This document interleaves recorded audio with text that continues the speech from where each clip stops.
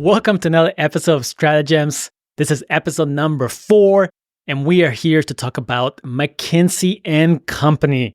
This is perhaps the most elite management consulting firm out there.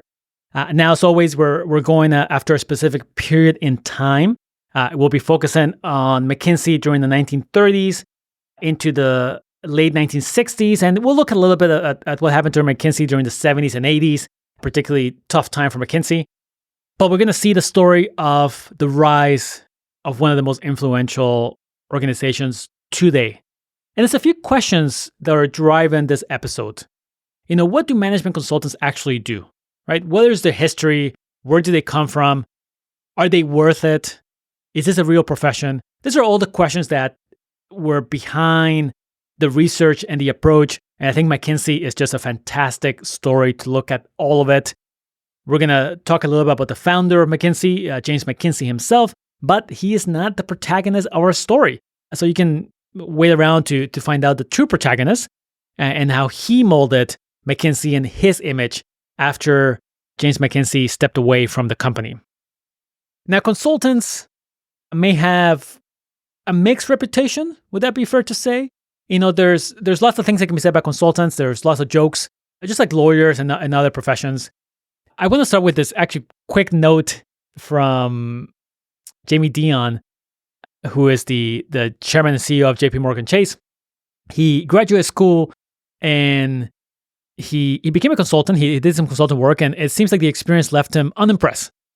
And he had called it substitute management ever since. He thinks that a lot of the consultant work that's being done by management consulting firms is this sort of like housekeeping, seal of approval. It's political. If you make a decision, you can say, oh, it's not my fault, it's their fault. And he believes consultants can become almost like a disease for corporations, right? Just paraphrasing here what Jamie Dimon said. Now, Jamie Dimon will have, of course, a great run after the 2008 financial crisis. He will, of course, make his own mistakes. But his consultant rule sort of was consistent. He thought that most consulting engagements weren't worth the price paid. But, and here's where the story gets interesting, most consultants are not worth the price. They're a disease. But McKinsey, well, that's a real thing. So here we have Jamie Dimon, who kind of understands consulting. He leads one of the biggest banks in the world. He thinks most consultants are not worth it. But yet McKinsey, that's worth it. So that's kind of interesting, right? It's something we're going to see over and over again. And again, McKinsey, as being the elite management consulting firm, can get this a lot. It might be that a lot of consultants are not worth it.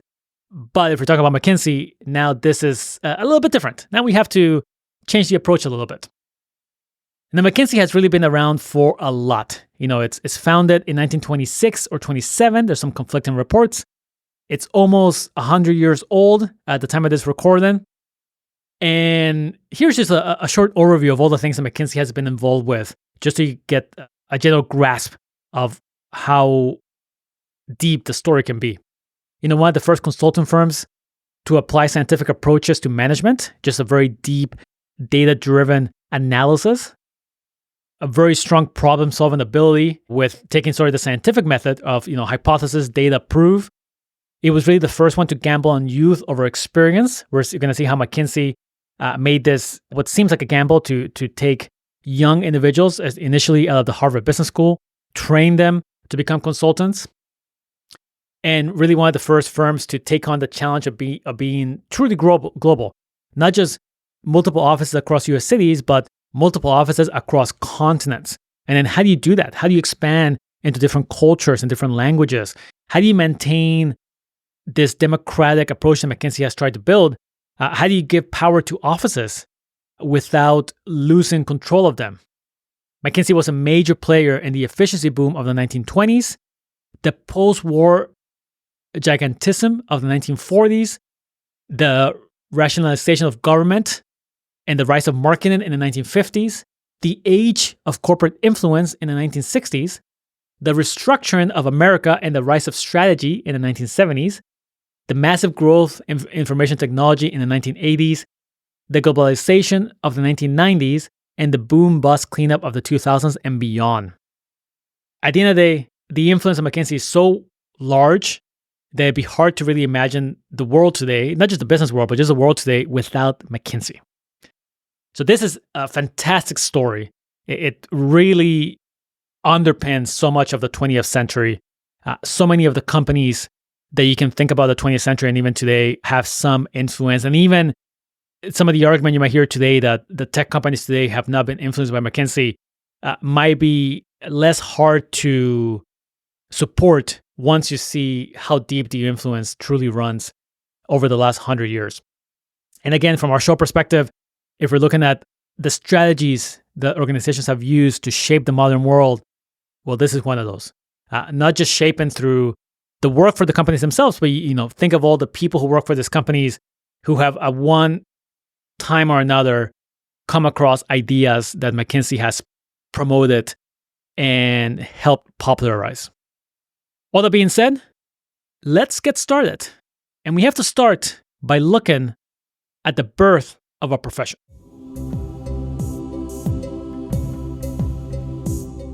Our story starts at the beginning of the 20th century. Now, consultants have existed in some shape or another for likely centuries. They likely weren't called consultants, but if you think of the field as a group of individuals who give advice to others, we of course can find this all throughout history. There's records that an individual named Han Fei-tzu, who's the founder of the so-called legalist school of ancient Chinese philosophy, and advisor to the emperor at the time, is perhaps the first consultant in recorded history. But again, advisors and so on through kings and queens, the church have always been there. And we're actually going to look at the Jesuits in more detail later on in this episode. But at the beginning of the 20th century, corporations became more prevalent. Peter Drucker would write his famous book, The Concept of a Corporation, after World War II. It was an in-depth study of General Motors. We, of course, see Ford at the beginning of the 20th century. And even though corporations have also existed before then, we can perhaps go down to the Hudson Bay Company in the 1600s. In the 20th century, they really started to become much more common. They started to get bigger. And World War I and World War II pushed that trend forward. Now, let's actually take a second here to focus on General Motors, because an individual by the name of Alfred P. Sloan, he would become the sort of legendary president of General Motors. But he also became known as the first non-owner to become famous for his managing skills. If you think of Ford, run by his founder, and many other organizations were still run by owners, founders. But Sloan became sort of the first to become known as, hey, he was not the founder, he was not the owner, but he rose to become president and became very good at what he did. Now, Ford, of course, we know the story about their assembly line and the ability to produce cars at cheaper rates. But Sloan and General Motors realized that at some point, by the late 1920s, the car market was actually maturing and people wanted choice. We hear famous lines about Ford saying that you could have any color you want as long as it was black. But the late 1920s, people wanted more than black cars. And General Motors realized this. So Sloan gave consumers the ability to buy a car of their choice, different colors, different brands. He introduced credit, which was a bit of a groundbreaking idea at the time. Before the decade was over of the 20s, General Motors had to sort of pass Ford as the market share leader, a position it didn't really relinquish until the 1980s, which, because of our story today on McKinsey, in the 1980s, McKinsey would be involved at that point, and their experience with General Motors in the 80s was not good. But we're going too far. So General Motors becomes this dominant car company behind Sloan, a non-owner who is managing the company. So all of a sudden, from the 1920s onwards, there's a bigger demand for individuals who can help management, who can help individuals who are managing companies. The companies themselves are becoming larger and larger. General Motors will adopt this multidivisional, decentralized structure that we're going to see a lot in our story today. McKinsey is going to take this multidivisional structure and export it all over the world. So the complexity of companies, due to size, due to regulatory changes, all start to create a demand for a new type of individual. Now, in the 1930s, Business Week, the magazine, introduced its readers to a new professional service, management consultant. Here's how the writers at Business Week explained it. Quote, the existing system of business professionals had become so complicated that according to James McKinsey at the University of Chicago, a new type of professional was increasing in numbers and influence. The advisor that tells the business what other advisors to use and when. So we're seeing this increasing complexity. We see here James McKinsey, actually. This is when he first comes to the story. And individuals are offering management ideas, management consultant, to organizations like General Motors and the many others who are in need of advice on how to deal with what are basically new challenges for these organizations. In the same realm at General Motors, we have DuPont, the chemical company. We, of course, have Sears. We did the first episode of this podcast on Sears, and the story of that first episode actually stopped in 1925 when Sears was about to open retail stores and become really, really big. In this field of management, we're now going to see the first individual, the first guru to really become known in this field. This is Frederick Winsor Taylor. Now, Taylor would found this idea that would be known as Taylorism. I think it's helpful to know that when we talk about new ideas, often the ideas are not completely brand new. They tend to be repackaged ideas from before, with give it a new spin and adapt it for the times, of course. Now, Frederick Taylor had run experiments at Midvale Steel and Bethlehem Steel in the 1880s and 1890s, respectively. And his research, his focus was really on how you could improve the productivity of individuals. Specifically, they were looking at high-speed cutting tools and how to speed up the shop floor, right? Late 1800s, early 1900s, sort of post-industrial revolution. It's all about the shop floor. How can you improve the speed at which workers do things? So Frederick Taylor came in, and he believed that if you study each component of a job and then devise novel bonus systems, then you can increase worker productivity and eliminate purposeful, quote-unquote, soldiering, which is basically anything that slowed the pace of work. So that was his focus. And this, he's famous for this around using stopwatches and timers and be able to say, hey, if this worker moved or this worker put on 25 car doors in an hour, how can we get it to 35? And how can we get everyone else to hit the standard of 25? This approach would be labeled scientific management. It also kind of reflects the times, right? Science at the time was seen as the way to really solve all problems. If you're going to solve problems, you should use science. It's the most logical approach. We're going to see this, I think, sort of peak, perhaps, in World War II with the Manhattan Project, perhaps one of the sort of ultimate achievements of science. So scientific management by Taylor promised to give management, remember, owners and non-owners, the ability to improve their organization in some kind of logical and scientific way. It's not just random. It's not just, let's see what works. Here's an actual process that is based on science. Now, there were 4 strands to scientific management: worker psychology, workplace and tool design, wage systems, and cost accounting. I only mention this because the last element, cost accounting, is going to be the only thread that really ties us to the world we will be talking about, management consultants from McKinsey onwards. So scientific management has this big focus on productivity and improvement. Now, by 1923, scientific management has really died down in America. It just did not really take off, or it did not really persist as some people thought. Taylor became famous. I mean, we're still talking about him. And any discussion around the field of management consultant typically starts with Taylor in some shape or form. But in America, by 1923, the whole thing has died down. Taylorism and scientific management with it basically gets exported to Europe and becomes this great post-World War I technical assistance program from America. Something else we're going to see over and over again, right? So post-World War I, scientific management goes to Europe. European countries in particular really seize on these ideas. Again, you can think of someone like Lenin and Trotsky, they had proclaimed Taylorism to be the solution to Russia's problems in the mid-1920s. The Soviet planners brought in this individual called Walter Polovok to, quote-unquote, draw up this huge Gantt production charts for the entire 5-year plan. And it's intriguing to think that, the Soviet Union will become this highly centralized, based on science type approach to the economy. The idea that if you have logic and science, you can control everything.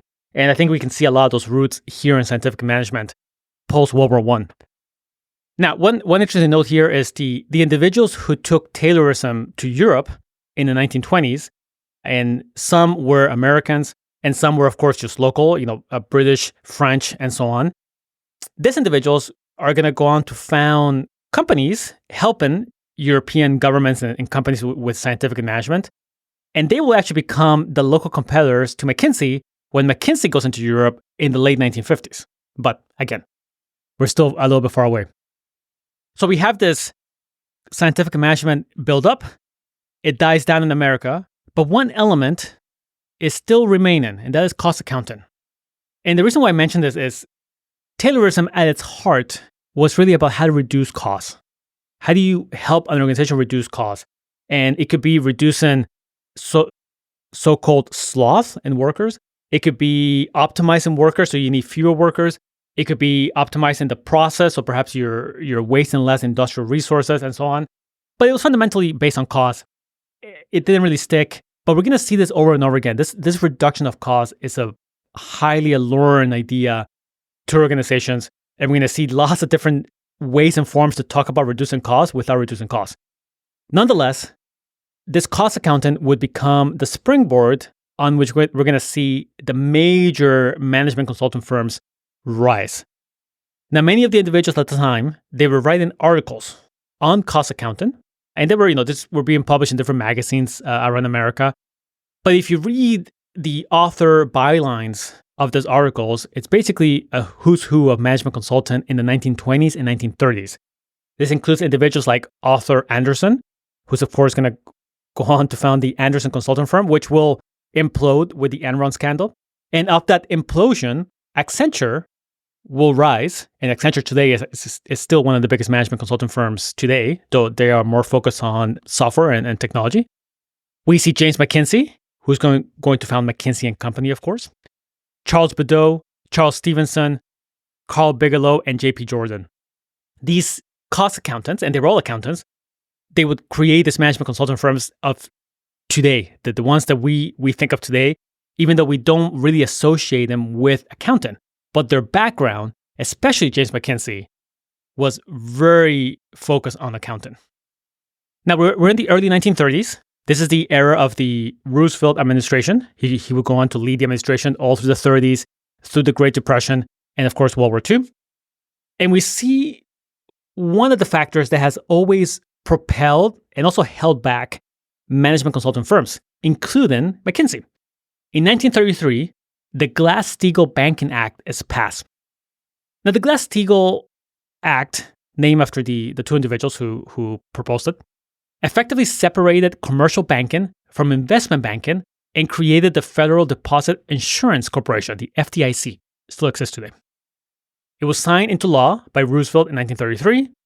And what the government was really trying to do, it was trying to prevent bankers from offering conflicting services. So they believed that a bank could not offer commercial banks while at the same time helping companies go public or raise money. There was some inherent conflict of interest there, according to the government. The Roosevelt government in particular was concerned or wary of any kind of monopoly, any kind of organization that might dominate an industry too much. So this is one of the many laws that would be passed during the era. The act also required bankers to perform due diligence on management on management of the organizations if they were going to either do loans or help them through any kind of other banking services. So this created an intriguing demand for a new field. Bankers needed to perform due diligence on companies, but they were not allowed to do it themselves. Thus, they had to go to someone else to run that due diligence. And it turns out that the the best individuals for this would be management consultants. So management consultants now get this big boost from this regulatory change. I mean, this happens over and over again throughout the history of the field, sometimes in their benefit, sometimes not in their benefit. But now there's all this demand for work for a brand new field, and individuals like James McKinsey are really going to benefit from this law that effectively brings work to them from bankers. Now, something else that happened in the era, if we look at the New Deal laws from Roosevelt, is corporate executives were prohibited from employing trade associations, industry cartels, or even bankers to be able to create industry benchmarks to learn about what their competitors were doing, what were some of the latest innovations in administration. And thus, corporate executives themselves were also forced to turn to someone as a primary source of knowledge. And those individuals became management consultants. So here you have demand from bankers who need this due diligence. They're going to management consultants for their help.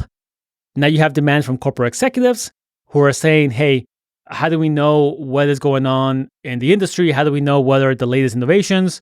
What are the benchmarks for our products and services?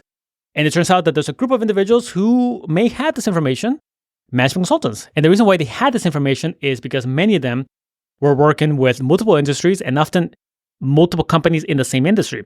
We're going to see McKinsey in particular and all companies, they would work with multiple banks. Thus, if you wanted insight on the industry, who better than the company who's actually working with all the different clients and they can kind of see all of this. Now, is there a conflict of interest between this? Is there perhaps sharing of information that should not be shared? It's hard to say, but it is clear that management consultants quickly established themselves as the source of a very unique amount of information about industries. And it just simply was reinforced as they worked with more and more companies, and more companies came to them. It was an interesting cycle for them. And we have to understand that the value to companies is very high. If you imagine that you are a management consultant firm and you work with 4 banks, you get to see patterns among those 4 banks. You kind of get to see, what, this is how banks should approach loans. This is how banks should approach consumer products. And for you to share this information to a 5th bank is very low. You already have this information. It's knowledge, right? You're not constructing cars. You're not constructing buildings. The sharing of knowledge has a low cost for the management consultants. But for that 5th bank to receive those insights about how to establish loan products or consumer products is very valuable. So you can see this dynamic between how valuable it is for companies to go to a management consultant to be that 5th bank versus the cost it is for the consulting firms to give that knowledge. And for the 5th bank, they might say, hey, you know what? If we go to them, we might expose secrets that will then be exposed to the other 4 banks and the 6th and the 7th and the 8th bank. But the value of new knowledge is still worth it. And this is, I think, one of the things that we're going to see with management consulting firms as they go along. Even today, when you look at McKinsey and the publications they tend to have very unique knowledge that can only be acquired through working with multiple companies over multiple years, over multiple industries, and so forth. And that becomes an advantage in and itself. Another example of regulatory changes, or really just government intervention, refers to IBM. Now, in the mid-1950s, IBM would be sued by the Department of Justice, the DOJ, on an antitrust case, and IBM would be prevented from offering consultant services to their clients. Again, right? Remember this idea of conflict of interest. So here's IBM. They're selling their computers. They're not allowed to sell consultant services because this is deemed an antitrust violation by the government. And this decree would not be changed until 1991. So from about 1956 to 1991, IBM does not go into consultant services. And other companies like Andersen Consultant are actually able to go in and offer this IT consultant help, becoming hugely profitable. Now in 1991, IBM is finally able to get this decree changed to basically to be allowed to offer consultant services.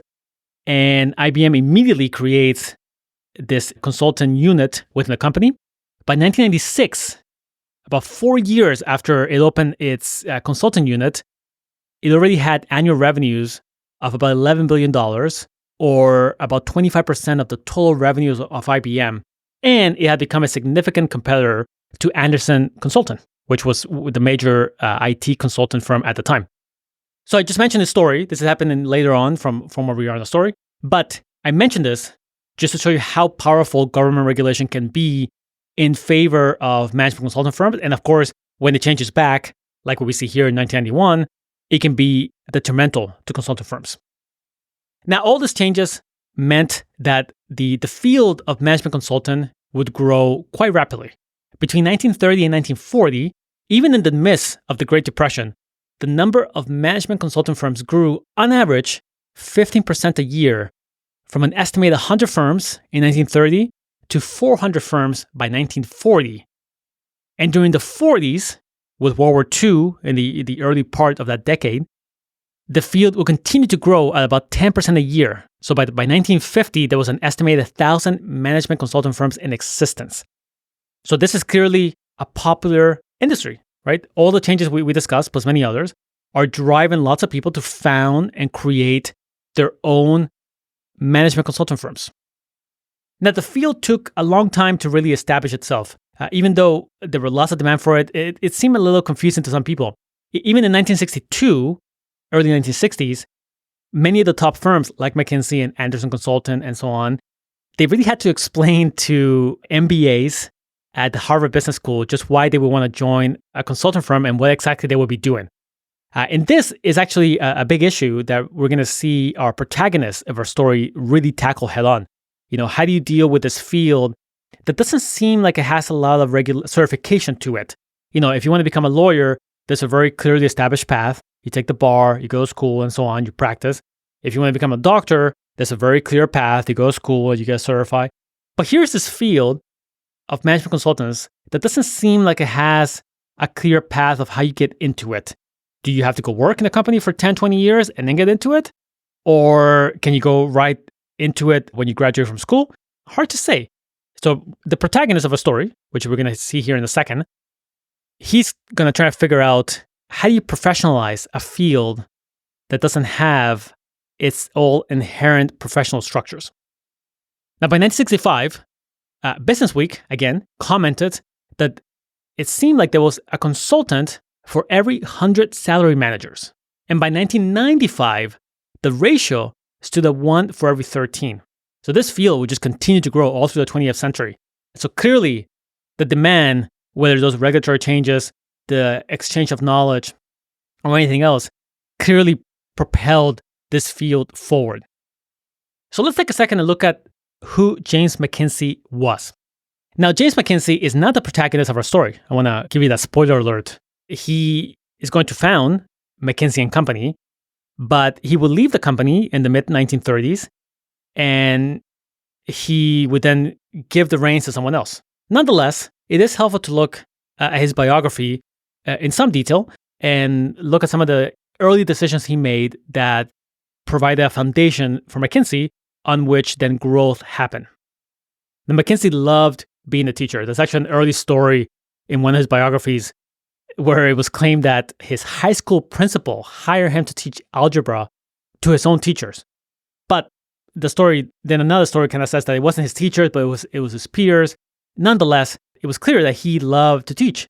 He went to the Warrensburg Teachers College, which is now called the University of Central Missouri, in 1912, where he obtained his Bachelor of Pedagogy. McKinsey then went on to study law at the University of Arkansas, where he obtained a Bachelor of Laws in 1913. In 1914, he studied and taught bookkeeping at the St. Louis University. Next, he entered the University of Chicago, where in 1916 he obtained his Bachelor of Philosophy and Master of Arts. He was then drafted into the Army in 1917, and he would rise from the ranks from private to lieutenant. And McKinsey in particular was quite struck by the inefficiency of logistics in the Army at the time. And this is World War I. From 1917 to 1920, he was an instructor and assistant professor of accounting at Chicago. He became a certified public accountant, a CPA, in 1919.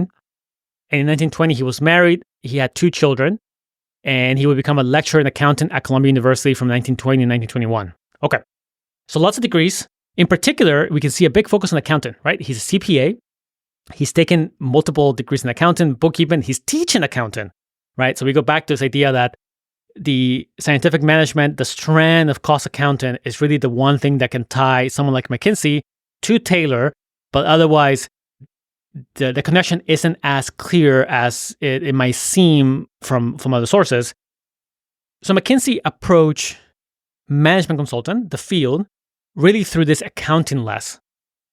He would go on to write a book called Budgetary Control, and this is seen as the first definitive work on budget and turn accounting on its head as a way to make decisions. Now, this, and you might get this a lot through the whole episode, this kind of seems like an obvious idea, right?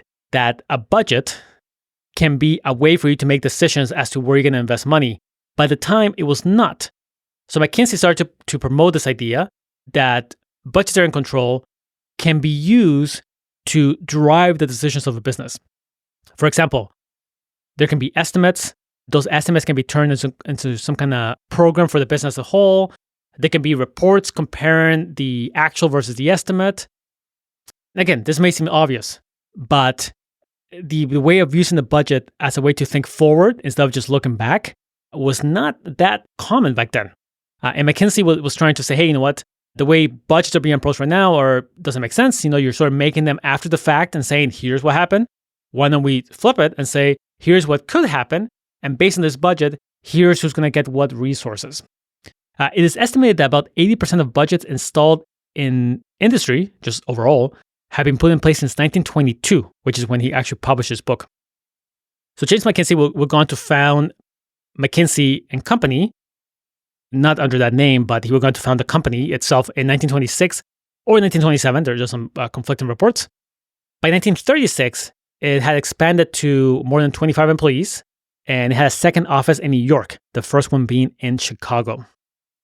So besides his approach on budgets and how to use it to make managerial decisions, he was also, of course, benefiting from the regulatory changes we saw before.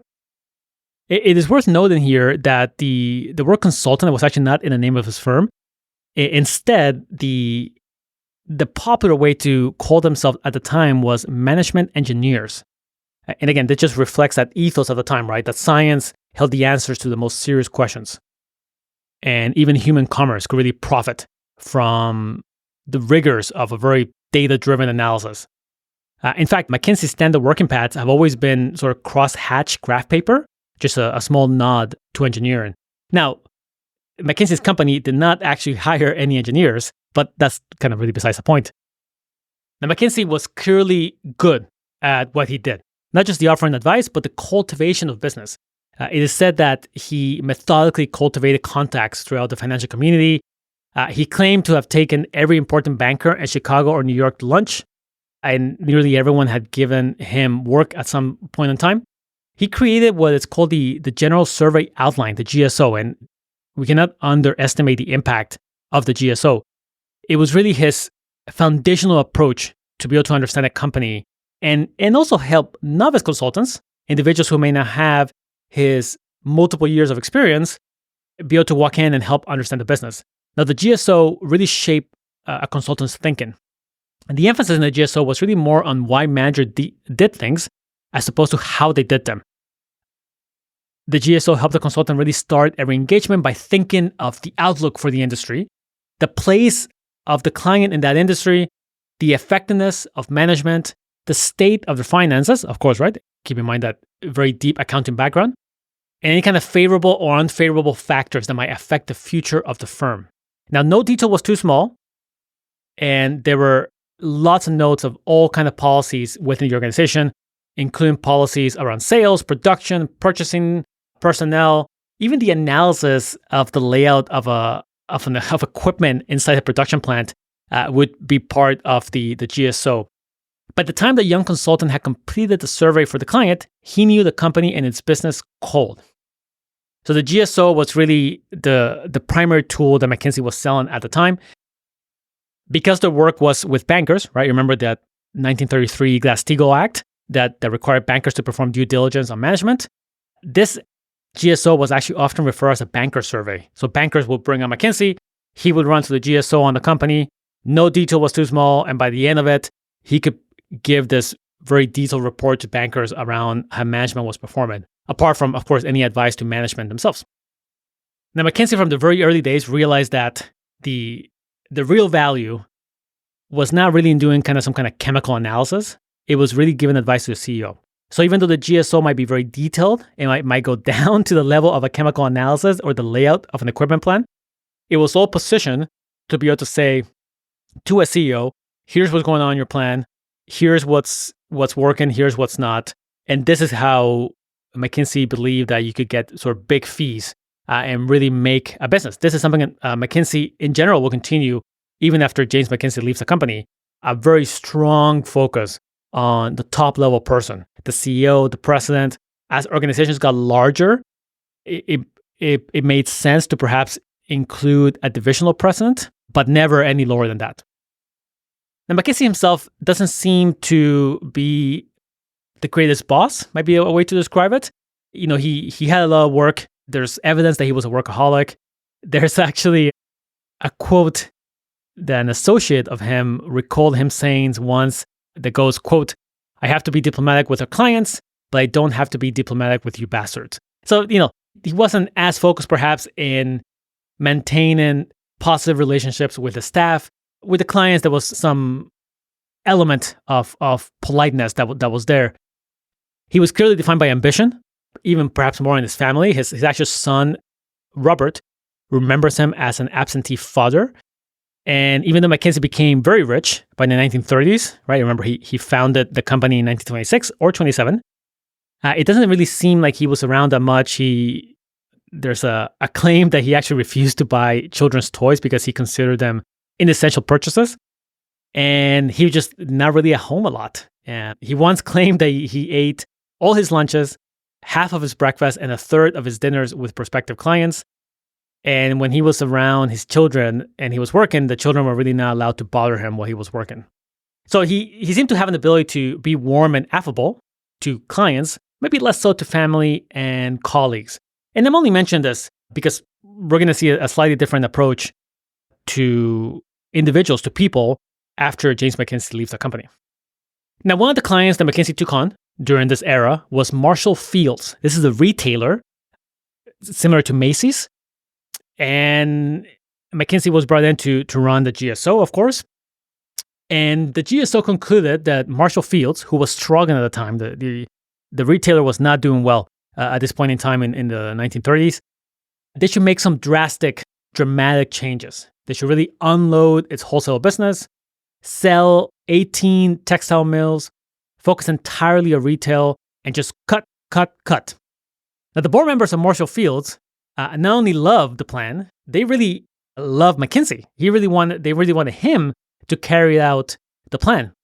And this is kind of an intriguing twist in the story where sometimes management consultants are criticized for not having skin in the game. They're giving advice, but they're not really running the business. They're not really facing the consequences. Well, here's McKinsey putting forth a pretty drastic and dramatic plan for Marshall Fields to turn around, to fix their issues. And he's being offered the chance to execute the plan. And McKinsey will take it. He will become the chairman and chief executive of Marshall Fields. He would leave his company, McKinsey and Company, and he would join Marshall Fields and execute the plan. Now, he's doing this in 1935. And McKinsey quickly realized, of course, that the implementation of the ideas are really much harder than it sounded. Now, he did implement them, so we do have to say that. They were described as brutal, and some people even refer to this period as the McKinsey Purge, where about 1,200 employees at Marshall Fields were let go. Of course, a bunch of portions of the company were sold or closed off. Now, we do have to say that even though the outcome of it might have been negative for some employees and parts of the company was restored to some solid financial footing, and it did survive until it was acquired by Macy's in 2005. However, from that 1935 onwards, it is said that the the retailer really grappled with a disenchanted workforce that sort of realized that, hey, perhaps management doesn't really care as much for us. And this kind of hindered Marshall Fields for some time before the acquisition. And I think the reason why I like to tell the story is that the answer here aren't always black and white. It is true that there were likely some damages to the company long term, but the company was also not doing well. Perhaps the company would have gone bankrupt much earlier than 2005 if it wasn't for those changes. So there's no easy way to say, was this worth it or not worth it? It highly depends on your perspective. But nonetheless, McKinsey really took on the sort of skin in the game idea, and he ran through his plan with all the negative and positive consequences from it. Now, it's clear that the recommendation to Marshall Fields to cut staff, focus, let go of unprofitable business units was not unique to them. This was common to other GSO and just in general. His son Robert actually claimed that his father received between 10 and 20 letters threatening his life. I don't have a frequency here. This might be every week, perhaps, would be my best guess. But nonetheless, it was clear that McKinsey was being forthright and recommending what he believed was perhaps the best approach. And we saw this with Taylorism. The idea of cutting costs is particularly alluring for organizations that are struggling or perhaps not doing as well as they could, because there's some tangibleness, some straightforwardness to say, if we reduce our costs by 10, 20, 30%, then we can be profitable, we can then grow, we can do all these things. So this idea of cutting costs, laying off staff, there's all these words that would kind of creep into the lexicon of business, right? Like restructure, downsize, rationalize, just different ways of talking about reducing costs and letting go of staff. This idea would continue on throughout our entire story here, really throughout the entire industry. Now, here's where McKinsey's story ends. Throughout his time at Marshall Fields, he started traveling back and forth. And in one of his trips, he actually caught pneumonia. And at the time, the treatment for pneumonia wasn't as effective as it is today. And he died in November 30th, 1937. He was 48 when he passed away. And this is why McKinsey is not the protagonist of our story. He not only left the company to take on this position at Marshall Fields in 1935, but 2 years later, he passes away from pneumonia. So it's hard to say what would have been his influence to the company if he had survived pneumonia, if perhaps he hadn't taken the Marshall Fields position, which brought on the disease. Though we have to also talk about that he was likely traveling for his work for McKinsey nonetheless. So it was just a case of bad luck. But McKinsey passes away. He left the company in 1935, which means from that point on, someone else would take on the leadership role at McKinsey. And that person is Marvin Bower. Now, Marvin Bower is the protagonist of our story. So let's jump in to see how Marvin would go on to build the McKinsey we know from the 1935 onwards.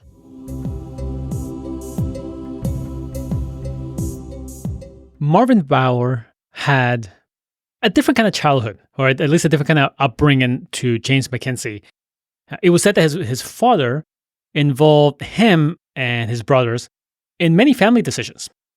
Marvin recalls that he did not believe his input necessarily had an influence on the overall decision, but he does remember his father and just parents in general expecting Marvin to be able to contribute and talk. So there was a sense of a highly democratic family approach that Marvin grew up in. And this will be kind of Marvin's introduction to the removal of hierarchy. Now, this is our starting story just because I think Marvin would fight hierarchy for the rest of his life. And it was clear that the way he grew up with this family, this ability to express himself even as a child, and the idea that he has a voice, and even though adults are older, doesn't mean that they're necessarily smarter. This would clearly shape Marvin very deeply throughout all his life. Now, James McKinsey exercised almost complete authority over the firm until his death in 1937. He had hired Marvin 4 years earlier, and Marvin would speak of James McKinsey with a high level of fondness. Even though he only worked with McKinsey for what seems to be like a few years, he always spoke very positively of that experience.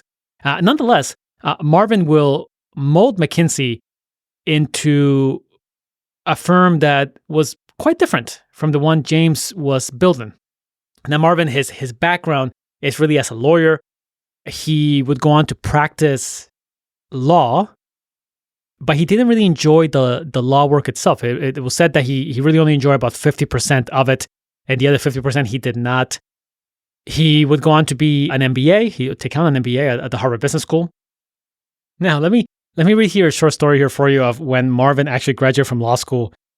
Yeah, he graduated from law school in Harvard.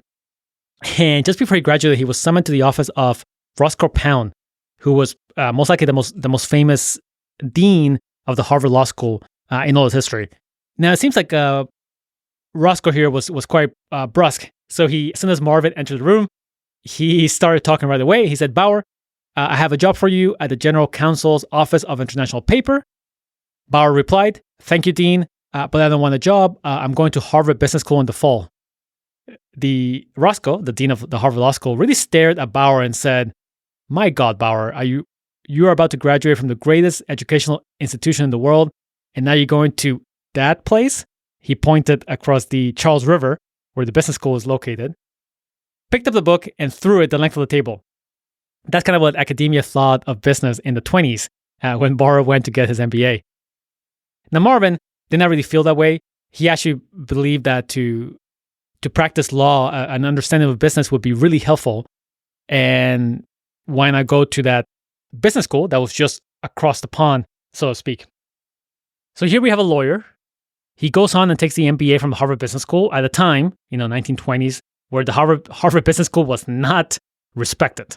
It would take many years before that would change. And this is sort of his background, right? So at some point in time, he's working at the law firm. He then gets offered this job at McKinsey, where James McKinsey tells him, "Hey, if you hate 50% of the work that you do, why don't you come work for us so you can enjoy 100% of the work you do?" And that was his change.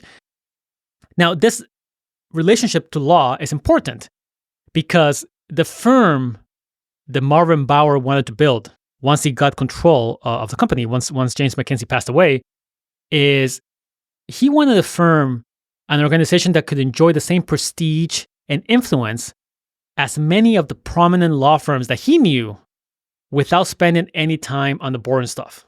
In other words, he wanted a law firm that didn't practice law.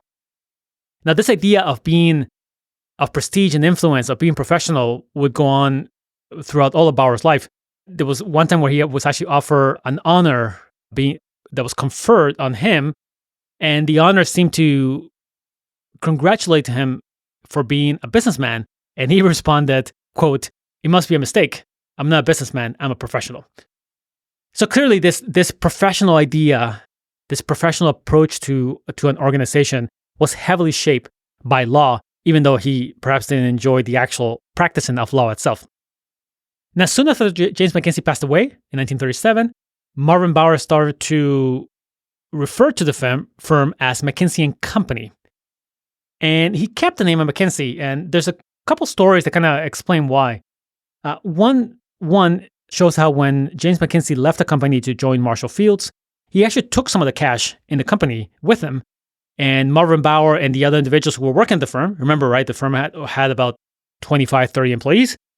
They had to really sort of hustle to bring business in. And they had a hard time initially because they would go to an organization. They would say, "Hey, we are from McKinsey Company." And invariably, business management owners and non-owners would ask, "So where's McKinsey, right? Can I work with him directly?" And Bower realized two things at that point. One, that he preferred having the McKinsey name on the firm because then no one could really demand to work with James McKinsey, especially after James McKinsey passed away. I mean, you literally could not work with him. And two, he felt that struggle that he went through when James McKinsey left the company, but before he passed away, that maybe 2-3 year period, he never wanted anyone else to ever feel that struggle. And he felt that if he put his name on the company, if he renamed it to Bower in some way, and you got to remember, right, that many law firms typically put the partner names on the firm and they have like this 2-3 name structure, right? Like X, Y, and Z. he felt that if he put his name on the firm, so McKinsey and Bower or something like that, then future partners would go through the same struggle that he did whenever he retired from the company. So he resolved, you know what, we're going to keep the McKinsey name. We're going to call ourselves perhaps McKinsey Company to expand it. James McKinsey passes away in 1937, so now no one can demand to work with James, and this would be a better outcome for his future successor. Again, small decisions perhaps, but I think they're starting to shape the personality of who Marvin was. He was going to always put the firm, the organization first, and really put the client interest and the organization first, even if it meant that he would get less glory or less influence for him. Now, Marvin had the opportunity to consult and work and advise really many of the top leaders of the era. These are individuals like Alfred Sloan at General Motors, Charles Mortimer at General Foods, Crawford Greenwald at DuPont, Ralph Cordiner at General Electric, John Loudon at the Royal Dutch Shell, what today is the Shell Company, like the Shell gas stations, Thomas J. Watson Jr. at IBM, and even President Eisenhower, who with Marvin's help and McKinsey help in general, did this really widespread study of the White House, the White House staff at the time, and it changed really how the White House staff operated. So Marvin was very focused on details, very focused on this idea of being professional, of putting the client and the organization first. And we're going to have to dive into this all in more detail as we see later on, and we see how McKinsey grew through this era from 1937 onwards. Now, we do also have to note that the prime of his professional life really coincided with just great trends. There was this incredible post-war American boom that really propelled McKinsey throughout this time. From the beginning of World War II through 1973, the real capita GNP grew at 3% a year. That was about nearly triple the rate between 1890 and World War II, and about 50% higher than from 1973 to 2000. The US population itself exploded, growing by half between 1945 and 1973, and the peacetime federal budget soared as really Washington sort of wove itself into the American life during this time. Now, I say this, right, because we know this period of time that we're going to be looking at in particular will be about 1937, when James McKinsey passes away, to 1967, when Marvin Bower will step down as the managing director. Now, he'll continue to work for McKinsey in a different capacity, more of just a direct consultant for the rest of his life. But that 30-year period of him being the managing director is of particular interest to our episode today. So what were sort of these values that Marvin brought in, right? We saw some glimpses. So let's go through all of them in much more detail. Now, first and foremost, everything was sacrificed at the altar of the client. The client. Bower really saw himself as little more than a servant to the client's interests.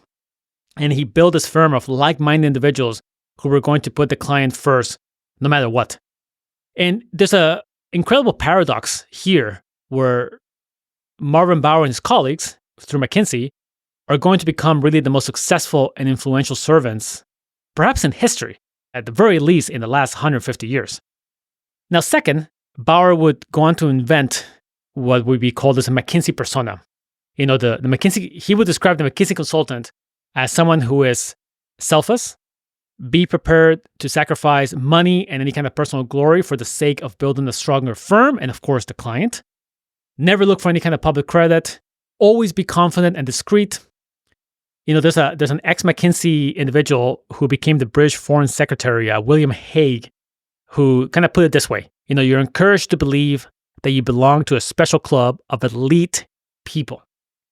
Right? So we're taking this idea that Marvin had, right, for all the way from law firms of prestige and influence, even though you don't practice law, and we're going to build it into McKinsey. This small group, even though a company today might have, has thousands of employees, but it's really a small group of highly elite and smart individuals who have all the values, right? It's not just we're really smart, it's we're selfless and we're going to sacrifice money and personal glory, even though there's actually lots of money and a little bit of personal glory, to build a stronger firm. Is not really about public credit and so forth.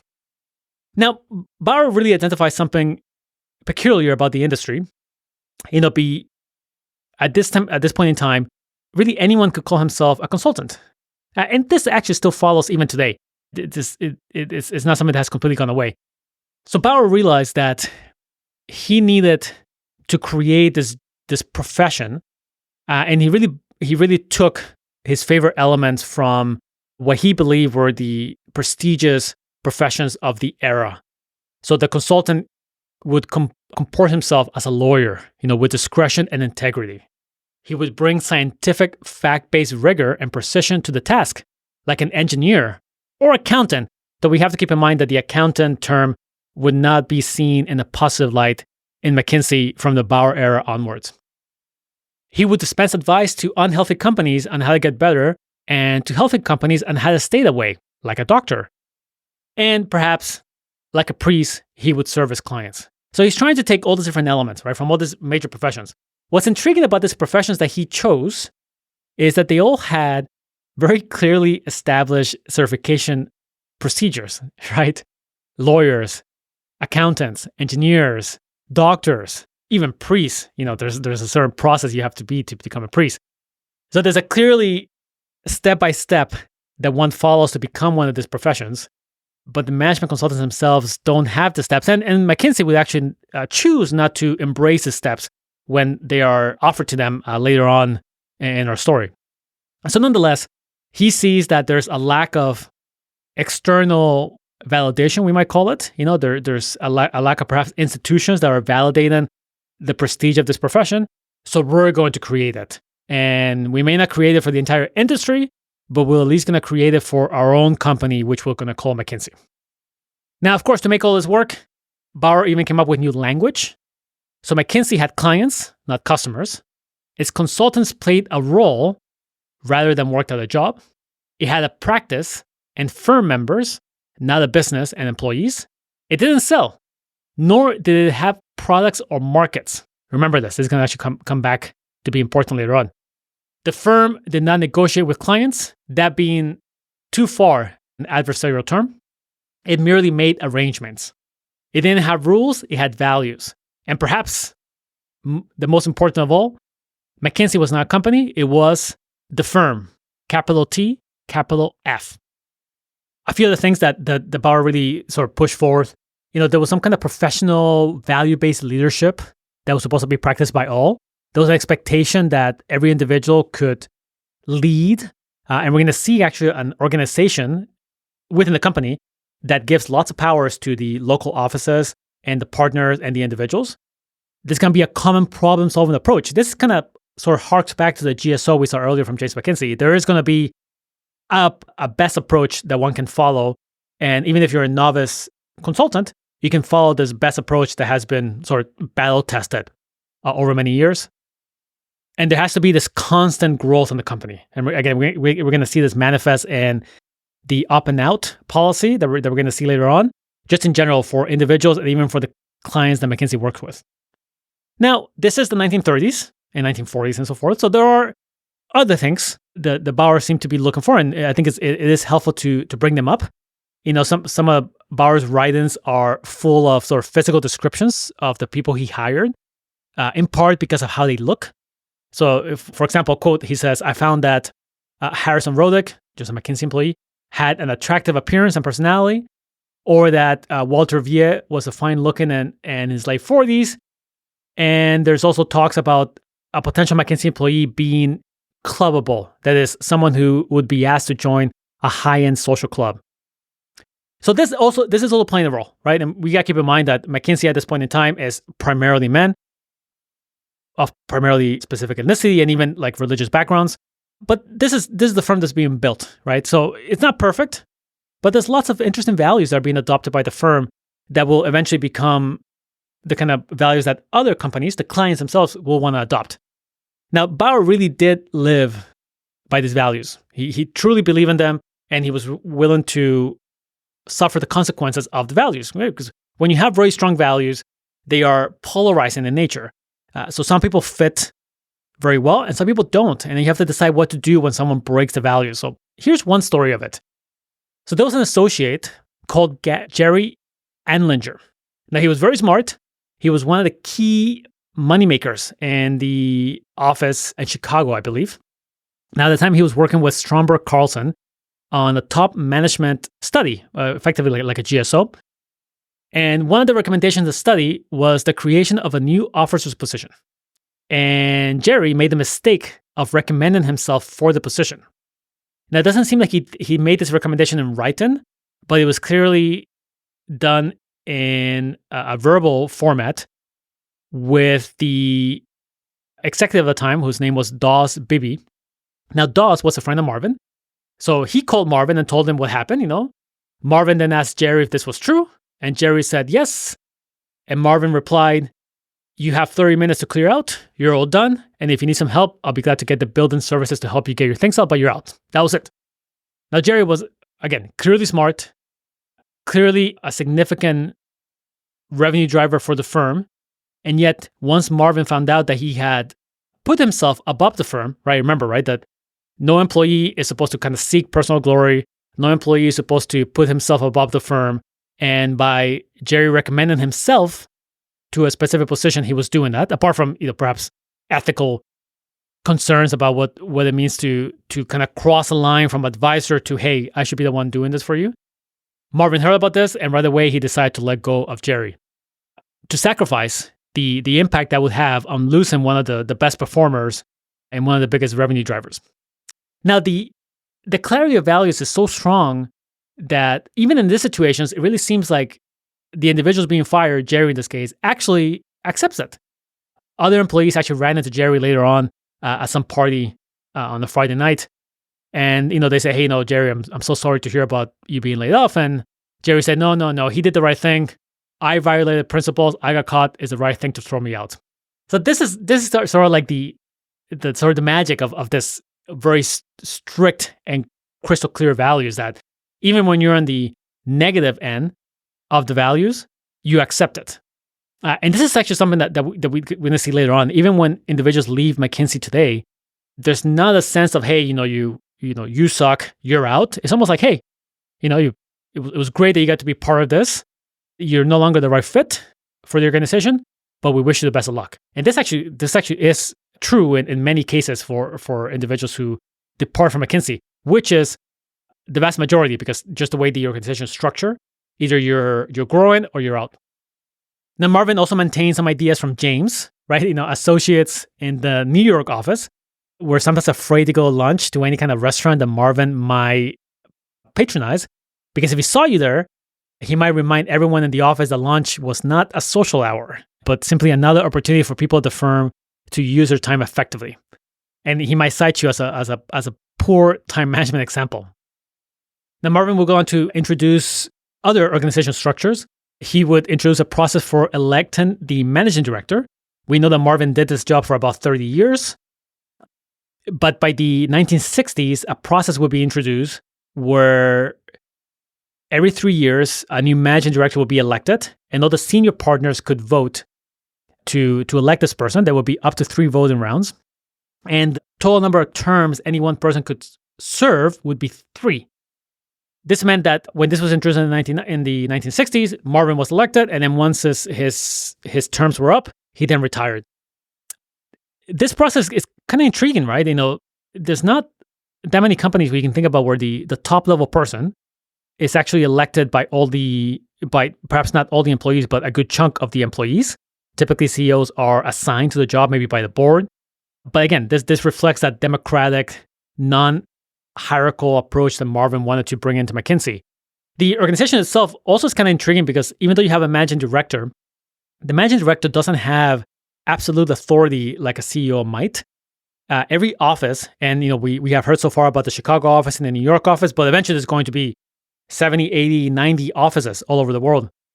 Every office would have a significant amount of power. So whenever a managing director needed to do something, they needed to more persuade the individuals who ran the office, each individual office, and other senior partners to get something passed rather than just simply pass it. So the power is sort of dispersed among the entire company, which can be good and bad because you have lots of power at sort of the local levels, and that can lead to perhaps bad decisions. And I think, when we think about McKinsey and, there was lots of articles and videos online, it's easy to bring up all the sort of bad decisions and bad influence McKinsey has had. But I actually think it's also partly reflected to the power structure that the company has been built upon. By being it highly democratical and removing the hierarchy as much as possible, it also kind of creates more risk. So we have this election process for managing directors, and Marvin will adjust to it once it's introduced, and then it would go on beyond him. There was also a rule that no single person could own more than 5% of the company's stock. And it was clear that the culture really valued performance, not so much favored sons. So future managing directors, the one who would go to succeed Marvin, they would realize that was really part of the success. That for you to rise to the very top, you had to prove this through some kind of performance. It wasn't just about being popular, especially when it came time to get votes. Now, there were also little details that were instituted by Marvin. So it wasn't just values and beliefs and principles or even just procedures. It even came down to the dress code, which at the time when Marvin introduced it meant dark suits, hats, and garters. And long socks were required. And these were supposed to be basic sort of black long socks. It is said actually in one piece of McKinsey lore that Bower once attended a client meeting in 1966 with a young associate who had the audacity to reveal a flash of Argyle under his pants during the meeting. Now, Argyle socks, if you don't know, are those sort of colorful socks, right? Those are colorful sort of business socks. Upon returning to the office, sort of Bower whipped off one of his signature blue memos on appropriate sockwear. And he even held a Saturday clinic on the right way to dress. And really, as recently as the 1990s, the McKinsey consultants were strongly encouraged never to leave their offices without their suit jackets on. And it wasn't until about 1995 that the firm conceded business casual days to hardworking individuals. It was said that the strict dress code used to be a joke, especially for the McKinsey employees who worked in California, because at the time, the only two groups that had such a strict dress code was government agents and McKinsey. Now, dress code, it's worth diving a little bit deeper as well. You remember, right? Bower's trying to create this profession to kind of add some kind of legitimacy to the profession where there is no external structure. And the dress code for Marvin was simply another element to that. He believed that if you were going to a client and you were younger than the executive, which is going to become ever more common as McKinsey really goes after young individuals, and we'll see why they go after young individuals. But if you're going to put young individuals, or really any kind of individual that perhaps doesn't have the same level of business experience as the executives they're advising, Marvin didn't want anything at all, to get in the way of the advice.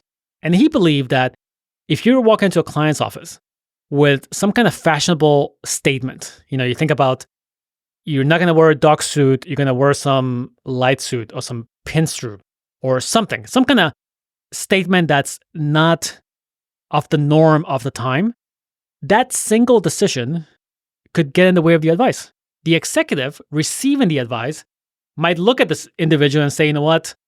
I don't like this pin suit. I don't like this hat. I don't like this Argyle socks. I'm not going to listen to the advice. And this is what Marvin didn't want. Marvin wanted consistency. He wanted nothing to get in the way of that. He was also trying to build this sort of universal firm where every employee was a McKinsey employee. And it did mean subduing some of the individuality of the person. That is true. But he also believed that for the company to thrive, especially if they're going to have this multiple office model with the office having lots of power, there needed to be something that would tie all these offices around the world, and right now it's only in the US, but eventually it's going to be around the world, together. And it's not just the values, it's not just beliefs, but we're also going to tie it with some kind of dress code. We're going to dress the same. We're going to use the same language. We're going to use the same paper, the same approach. And it doesn't matter if you're in Chicago, New York, London, China. This is what it means to be a McKinsey employee. So the dress code was simply a reflection of that. We actually saw Steve Jobs, he used to wear his black turtlenecks, right? And like jeans. Steve Jobs actually got this when he visited Japan. I think it was either Sony or another company. And he saw that many employees at the Japanese companies used to wear uniforms. And he believed that the uniforms provided this sense of unity of a team. And he tried to introduce it at Apple, but it did not really fully stick at this point in time. Apple in the 1970s and 1980s. So he wore the uniform, and that's where we saw him wear his turtleneck and so on. But the employees themselves did not wear the uniforms. Now, Bower was able to institute a uniform early on as a way to tie together who McKinsey was as an individual and as a firm. Now, the same thing will apply to offices. All the offices were made to look exactly the same, and they still do to this day. The reports the company produces, they already adhere to a precise formula cover, the same typeface, a sparse use of text, a common language. Many McKinsey reports begin with a page title, Today's Discussion.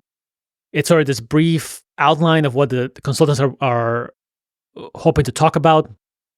But it all reflects this high level of consistency that Bower and the companies is trying to institute, right?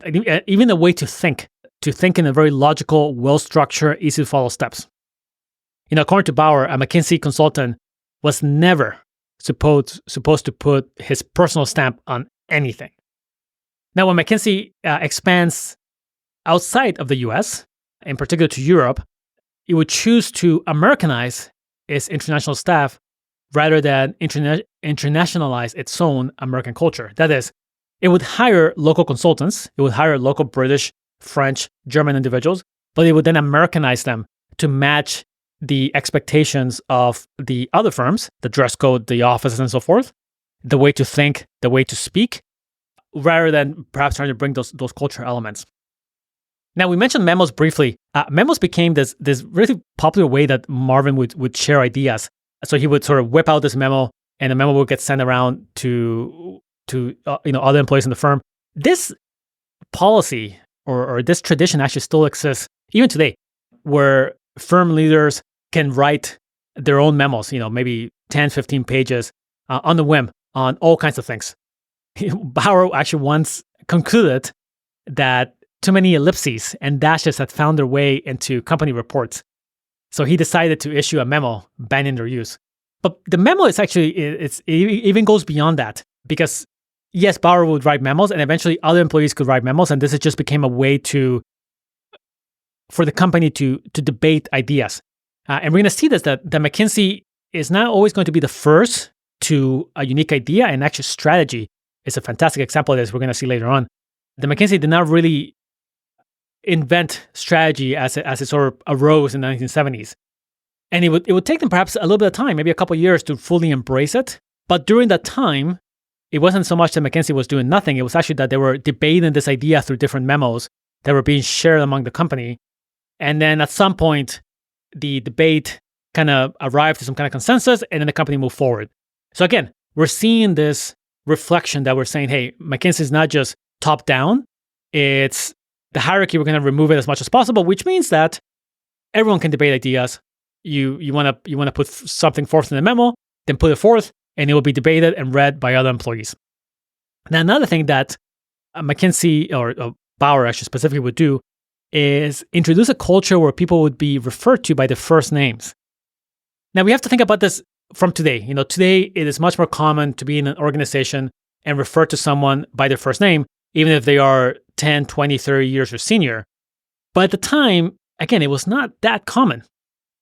There was a perception for Bower that a first name environment reflects, again, a lack of hierarchy in a cultural sense. And he wanted no hierarchy when it came to problem solving. And being able to call someone by the first name is a symbol of that even if you are a 23-year-old, you just joined the firm, you can refer to a partner who's been at McKinsey perhaps for 20 years by their first name.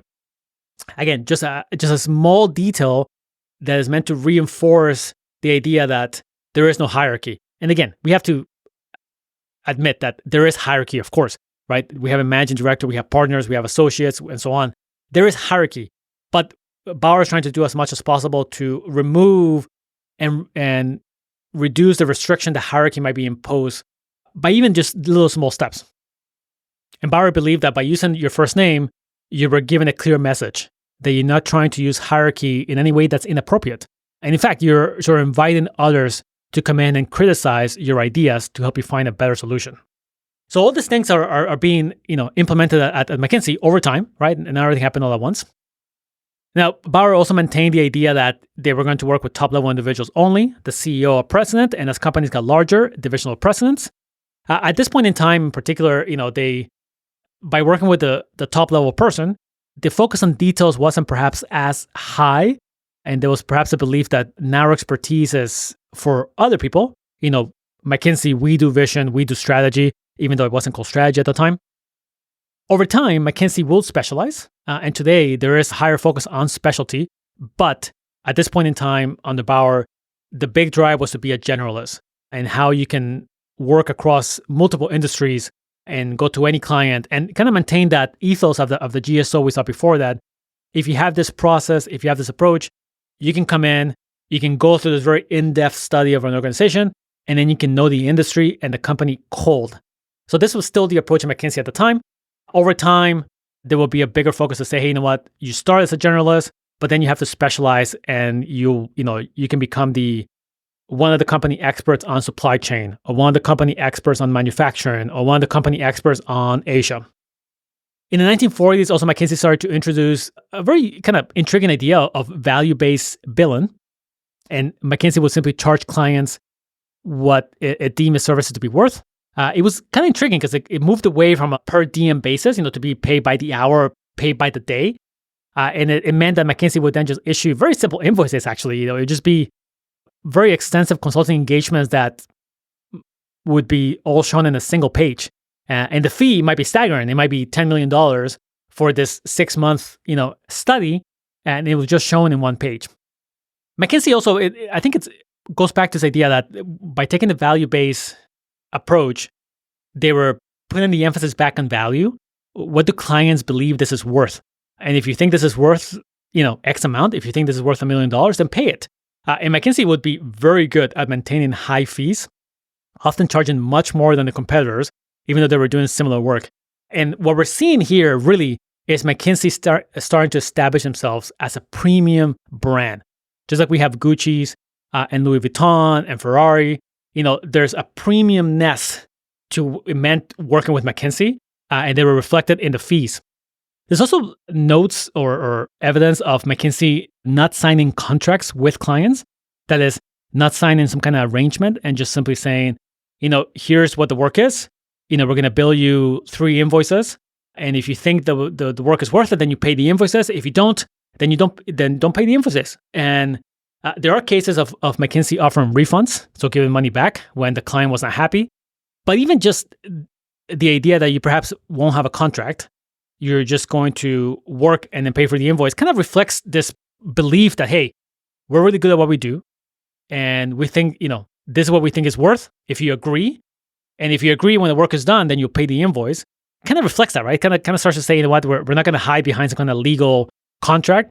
We just think the work is so good that you'll pay for it. And we have to admit that even today, a significant portion, I've seen different stats, but perhaps up to 85% of the work McKinsey does comes from repeat clients. Now, Marvin Bower once told his proteges, the individuals who would eventually become managing directors, that the secret to success was to act successful. Now, we have to explain it a little bit. He wasn't just actually talking about McKinsey. We have to remember that at this point in time, right, we're now in the 1940s, 1950s, there was a very specific kind of American confidence that would allow the country to very much conquer the economic globe to a degree that perhaps even now we're just starting to understand, right? You got to think of America, the America that was forced into World War II. Roosevelt was doing everything he could to support the war effort, but he did not have support to go fully into war. Of course, Pearl Harbor finally gave the American government the excuse to wage war. America would come in and right away start to swing the balance of the war in the favor of the Allies. Right? You got to remember, right, by the 1941, it's more or less Britain standing on their own. So they would swing the balance of war on the Western Front, and of course Russia would then swing it on the Eastern Front with in 1942 with Stalingrad. America would then go on to sort of lead this incredible logistics on the Western continent. It would go on to lead the Manhattan Project, this incredible scientific achievement, right, to not only split the atom, but then build it into bombs, concluding with the dropping of bombs on Hiroshima and Nagasaki. So from the war, America walks out with even more confidence than it had before, even more money, even more resources. It goes into a brand new war in the Cold War. So there's this American confidence that I think we can describe or ascribe to the country in the 1950s onwards. And it was kind of confidence that America could say, you know what, we might make some mistakes, but we can fix them, and we're likely going to fix them anyway. So this kind of confidence is kind of confidence that Bower's talking about, and it's kind of confidence that he was trying to institute at McKinsey, that, you know, we can do this, right? We can grow. This is huge opportunity. We're very smart. We're not only very smart, we are the elite, you know, in this industry. We're crafting our own way. So in a way, you know, we almost kind of see McKinsey as this microcosm of this broader American confidence coming out of World War II and really all into the 1970s, perhaps early 1970s. Now, the industry tried to legislate itself, tried to regulate itself. You know, there was the Association of Consultant of Management Engineers, the ACME, and it was open to firms, but not individual members. It kind of sought self-regulation, so it really opposed any kind of form of state-enforced licensing. Remember, right, that part of the reason why McKinsey or Bower was trying to make McKinsey more legitimate is because there was no state-enforced licensing. And this kind of remains even to this case. Even to this day, there's not really a strong state-enforced approach to how management consultant license itself. Now, this meant practically that the prestige in the industry accrued primarily to the firms themselves and not individuals. It's helpful to think about CPAs, actually, accountants, as a counterexample. If you're a CPA, you can work for a prestigious firm like PwC, PricewaterhouseCoopers, but if you walk over from PwC, you're still a CPA, right? Your value of being a CPA still holds no matter where you go. It might be lifted by PwC, but there's a certain sort of minimum of floor that you have because, you know, you've gone through this rigorous state-enforced licensing process and so forth. In a place where you don't have it, like management consultant, and it's actually two other industries in particular that also don't have this state-enforced licensing. The second one will be investment banking, and the third will be advertising. So in these industries, because you don't have the state involved in the licensing, it means that the prestige really is lifted by working for a big firm. So if you work for McKinsey, you have a lot of prestige behind you. You have the McKinsey name. The same applies if you work for Boston Consulting Group or Bain. But if you leave McKinsey and you were to no longer use the McKinsey, you know, because what we see today is when people leave McKinsey, they might still refer themselves as McKinsey's, ex-McKinsey. Nonetheless, when they leave McKinsey, they might still say, hey, you know, I worked at McKinsey. So that's kind of where my legitimacy comes from. But if you were to not work at McKinsey or not use McKinsey, then you're just another management consultant and you have to build your own legitimacy, which you can do. Of course, people do it. It's not impossible. But it's just a helpful comparison to know that the comparison to lawyers or CPAs or doctors almost like distributes the legitimacy among individuals and firms rather than just accruing exclusively to firms. Now, the ACME would eventually create the Institute for Management Consulting, the IMC, in the late 1960s with the goal to certify consultants. However, the leading consulting firms did not require the staff to obtain the Certified Management Consultant designation, the CMC, and McKinsey themselves, of course, would be part of this group that would not require the CMC designation. So even when designation or regulation comes to the industry, it gets rejected. Now, it may be that by this point in time, for the big firms, they had done all kind of investments and to build their own legitimacy and to build their own sort of certification. So why give away that power to some external institution versus maintaining and say, hey, if you want to get the best possible destination for consultant, then you should go work for McKinsey or you should go work for Booz Hamilton or something like that. So the IMC continues today, of course. I do believe the CMC designation still continues today, but again, it doesn't have nearly the same weight as a CPA or a law degree or something like that. It never really took off in the same way. Perhaps if it was done earlier in the 1920s, 1930s, maybe it would have been different, but it did not. Now, journalists, former partners, and management theories really would eventually agree that Bower's sort of ideology of professionalism became the secret strength in McKinsey being able to attract, serve, and maintain the relationships that they did with clients, and of course, be able to attract high-level staff to the company. That is, after so many years of building their own internal destination for what it means to be a consultant, McKinsey could accrue a lot of those benefits. Now, eventually, McKinsey, under Bower, would switch to focusing really on young people, basically right out of school, right out of the MBA, and then grab these individuals and then put them into projects. Now, when Bower joined the firm in 1933, he felt, even from that era, that they should not hire mature executives, while James McKinsey believed otherwise. Now, James McKinsey really thought that if you brought on an executive who had, let's say, 20 years of experience in the industry, and then you put him in front of clients, they would have more legitimacy to give advice to the client. Bower, on the other hand, was bringing his beliefs from law. And he saw that all law firms, they build their own staff, they take individuals right out of law school, and then they train them. And most companies are quite okay to have lawyers who themselves have never been in the company, right? That is, you're completely fine to have a young lawyer work on company matters, even though this young lawyer has never worked in your industry or something like that. So this is a disagreement between Bower and James McKinsey. We, of course, saw that James McKinsey would pass away in 1937. So Bower's ideology or his approach won.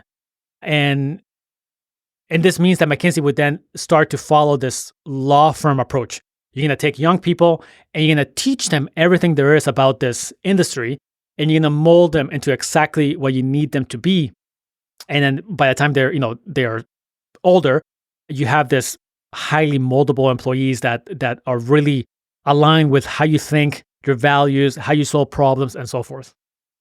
Now, Bower would really stand by this, right? So again, when Bower sort of believed something, it wasn't just some random belief. He really stood by belief in front of clients, in front of everything else. There's a story actually that Bower and McKinsey were about to start a project for a new client, and the new client was meeting all the individuals that were going to work on the project, and many of them were very young. They were young graduates, MBAs, but you got to think early 20s, mid 20s. And he said, "Mr. Bower, this is a very young team, and we are a very important company, and this is a very important study. Are you sure you want to assign all these teenagers to this very important study?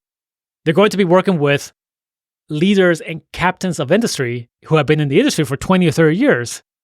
So Marvin looked at him and said, "Paul, if you look at the history of thought and the history of inventions and innovations, you would be hard-pressed to find anything of great significance that anybody has been able to produce after the age of 35.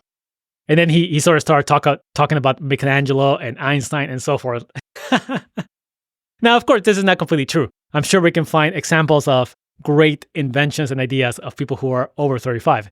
But nonetheless, right, Bower really stood by this idea. He was more than willing to bet on these young individuals and their ability to solve problems because they had sort of been trained in the McKinsey way. He also quite actually believed strongly in imagination. Right? He used to reference Einstein a lot, who, Einstein has said that imagination was more important than knowledge. And he believed that many of the problems of that era, of his era, they really could not be solved just by thinking in the same way. They had to be solved through some kind of imaginative approach. And younger people were perhaps more prone to have the imagination just simply because they hadn't been exposed yet to the existing ideas. So by not working for 10, 20 years in the industry before becoming consultants, these younger individuals could have more likelihood of coming up with innovative ideas. Now, this is kind of intriguing, right? Because today we hear about innovation a lot. And this idea, I think, just become very commonplace to say, oh yeah, if you want to do something new, then you need a completely different way of thinking. You might not hear so much the idea that, you should ask young people how to do it. But even that is not completely unreasonable. So Bower, again, was talking about this from very early on to say, the value of young people is not just that we can mold them into the McKinsey way of doing things, but that they're going to bring imagination and they're going to be better problem solvers than someone who is intimately familiar with the industry. There will be a relaxation of this, right? We know McKinsey will become more focused on specialties later on. And the McKinsey of today would likely bring on someone who has a strong level of expertise in your industry, supply chain, manufacturing, e-commerce. But the focus on young people actually still remains to be very strong. This is a focus on potential rather than experience. Now, Marvin Bower decided to start recruiting at Harvard Business School in the 1950s. And this had a significant impact on both McKinsey and the university. Now, we know himself, he went to Harvard Business School, even when the reputation of the school was not that high. And by the 1950s, he made the Harvard Business School the primary recruiting ground for new staff. And he really focused on what are called the Baker Scholars. These are the top 5% of the graduating class. Again, right? He wants to go after the elite of the elite. Now, there's arguments that perhaps McKinsey, more than any other firm, has really legitimized the Harvard MBA. So the MBA was given legitimacy from McKinsey. It's kind of interesting when you think about that. McKinsey was doing all this work. It would start to work with larger and larger organizations, working on some of the toughest problems of the era. Then it went through and it got MBAs. It would train MBAs on the McKinsey approach, and they would go work for the clients. So there's all this legitimacy that kind of flow back into the Harvard Business School. By the mid-1960s, at least 2 out of every 5 McKinsey consultants had gone to Harvard. And even in 1978, when the professional staff at McKinsey was approaching 700, the Harvard Business School graduates still accounted for about a quarter of all consultants. So this symbiotic relationship between the Harvard Business School and McKinsey was established by Bower, and it would be a two-way street. McKinsey would get this great source of kind of what Bower was looking for: young, driven, ambitious, smart individuals who could be molded into the McKinsey form. And of course, Harvard would get this legitimacy that their graduates were working on, the biggest, the toughest problems, the biggest organizations in the world. Now, the policy did evolve. We gotta remember, McKinsey is, if nothing, adaptable. So at some point, the Harvard Business School and really MBAs in general, they stopped accepting graduates right away. If you think of someone like Bower, actually, he graduated from law school and then he went right away into his MBA. Many MBAs, including Harvard, then started to require, or at least prefer, individuals to have at least a few years of industry experience before taking the MBA, which I think is much more common today, where you might graduate with your undergraduate in whatever, business, economics, doesn't matter. You might then go work in industry for 5 years, 7 years, 8 years, and then sometime in your late 20s, early 30s, maybe even older, mid 30s, you then go back and take your MBA. Once it did that, McKinsey also evolved, and it would then actually go seek out undergraduates. It would eventually, of course, bring in PhDs and other kind of degrees. So there was always some adaptation going on while still trying to stick true to the idea of hey, we want potential rather than experience because we can give the experience. We can put you in front of the most difficult problems in organizations, but we need a certain kind of personality to make it work. Now, McKinsey also adopted this up or out policy. Once again, Bower actually got this policy from another law firm. There was a law firm developed by an individual called Paul Kravoff, who had this elite New York law firm called the Kravoff, Swain, and Moore. Again, right, that 3-name law structure. The Kravoff system focused on selecting a few top graduates from elite law schools, training these young lawyers on a fixed salary, with the understanding that only a few of them would actually be able to progress into some kind of partnership. And those lawyers who did not become partners would eventually have to leave the law firm, effectively leading to this up and out. Either you're going up within the ranks to become a partner, or you're going out of the firm. So Bower brought this up or out, I guess, policy to McKinsey with the same idea. Actually, very similar if you think about it. We're going to take the top graduates of the Harvard Business School and eventually other business schools. We're going to train them on a fixed salary, and a few of them can then progress to become partners, but the vast majority of them will then be out of the firm after a few years. It's actually said that only about 1 in 6 hires stays at McKinsey for 5 years or more. This policy was formally employed in 1954, which started what some individuals sort of refer to as a relentless performance cycle. Once a year, the firm consultants are subjected to this exhaustive review where dozens of colleagues comment on their progress and performance. Now, the pressure doesn't really subside over time. It doesn't. There's no kind of level you can get to where you can relax, so to speak. In 1963, the firm extended the policy to the principal junior partners for whom opting out became grow or go, and then to directors who the policy became lead or leave. Also, at McKinsey, there was an established policy that once an individual, typically a partner, hits the age of 60, they are kind of kindly pointed towards the door, and they're encouraged to exit through said door. And by the time they're 65, they should definitely be out of the door. What's intriguing about this, right? So you can imagine that McKinsey is then focusing on bringing this super smart individuals, right? The top 5% of their classes in the business schools and now all kind of programs, right? All kind of PhD programs and so forth. They're being taken through this up or out, grow or go, lead or leave, whatever you want to call it, all through their career. And if they make it, by the time they're 60, 65, then they're being asked to leave.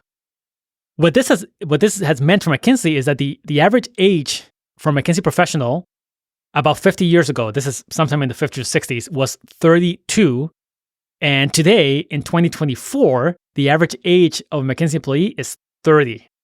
So you imagine that McKinsey is able to hold this line, right? This very consistent average age just by having such a constant churn of talent. Now, McKinsey was able to make this churn even work for them in an interesting way, right? When people leave McKinsey, again, right, they have their own language. People don't just leave McKinsey, they're actually counsel out. And for many people, not all, but for many, they're actually quite proud of their time. And you can actually see this if you meet people who work at McKinsey, they will still talk about their time at McKinsey quite fondly, right? It's whatever time they spend there, even a few years, 5, 10, 15 years, there's all this sort of experience and benefits they got out of it. There's been references that the power of the McKinsey network, that is all the individuals who have ever worked at McKinsey or might still work there, is just incredible. And it's such a competitive advantage for the firm. Individuals who have worked at other consulting firms, there's one example of a fellow called Bill Matasoni, who actually went on to work at the Boston Consulting Group, which will be founded in the 1970s. He felt that when he left the Boston Consulting Group, he was treated as, some kind of reject who had to leave the firm, versus when you leave McKinsey, you're treated as a success. You're here, you're one of us, you're a part of the elite, and even if you don't work here anymore, you're still part of the elite. And I think we can actually reference that a lot to Bower, right? Even though he instituted the policy that will eventually churn through individuals very quickly, the churning was done in a way where even the people being churned appreciate it for the most part, right? In 1959, McKinsey would formalize the relationship to his alumni. They would gather all the addresses and they would send Christmas letters and updates about the firm. And this alumni network is going to be very strong. This alumni network will not only be powerful just to get introductions to jobs, but we're going to see a lot of CEOs. McKinsey would be described as a leadership factory, which we'll see in a second. So it's clearly that the people who go through McKinsey are in some way shaped by it. The values that attract someone to McKinsey, and they might eventually reject that person because they don't make it through the up or out, it still shapes them for many years to come. There's a controversy that happens at McKinsey in the early 2000s when one of the managing directors is indicted for fraud. It seems like the fraud did not happen while the managing director was active. It happened after he retired. Nonetheless, when this news came out, the alumni network just started to react. And even people who had not worked in McKinsey for 20, 30 years, they were highly concerned about the impact to the reputation to the firm. So through all this time, I think Bower is able to institute this original idea of a law firm that doesn't practice law through all these little details and small decisions. And of course, by the time we get to the 1960s and we get close to Bower's retirement, or actually stepping down as managing director, the firm is in just this fantastic place, right? Its revenues are growing. It has legitimacy. It is one of the most well-known consulting firms. It is not the largest, and even today it is not the largest, but it has built this very clear elite culture at the firm. Now, one more example, just to showcase Bower's principles and values. In 1969, Business Week told part of the story of Booz Allen Hamilton, a competitor to McKinsey, as the firm prepared to sell 500,000 shares of its common stock to the public. So by the 1960s, management consulting firms, especially the large ones like McKinsey and Booz Allen and Hamilton, they are thinking about how to capitalize on their success, right? They could go public, sell the stock, and make a windfall of money. They could sell the firm to someone else, perhaps a larger competitor or a non-consulting competitor. Think someone like IBM. So Booz Allen and Hamilton decides to go public. And, in 1969, they had made $55 million in revenue. It's about $500 million in 2024 dollars. They had doubled since 1956. And at the proposed $30 a share, Allen and Bowen's Holdings, this is the two principals, think of them just as the equivalent to Bower, they were each estimated to make about $7 million or about $60 million in 2024 dollars from the public sale of stock. Now, the 8 other directors, they would make somewhere around $13 million to $38 million, again, from the sale of stock. So it was clearly a lot of money to be made for the most successful management consulting firms, McKinsey being one of them. And Booz Allen and Hamilton went public and they sold the stock. Now, it turned out to be a very bad idea for Booz Allen and Hamilton. It kind of hit the market at its peak, and then it just went down. Partially is, the 1970s were particularly rough to the stock market, but being public did not go well for Booz Allen and Hamilton. It put too much pressure on them. They were forced to make quarterly reports, and it was not good. Now, Bower was seeing all this. He was also kind of feeling the same pressure. Should he sell the company? Should he sell stock? Should they go public? But he refused to do all of it. Him and the partners refused to go public, refused to sell the company to someone else. And from Bower's perspective, he believed that by selling shares to the public, they could all make a lot of money. That was clear. Booz Allen Hamilton made a lot of money. Over the long run, over a few years, it did not go well for them. But for the partners and the owners, the managing directors, it went quite well.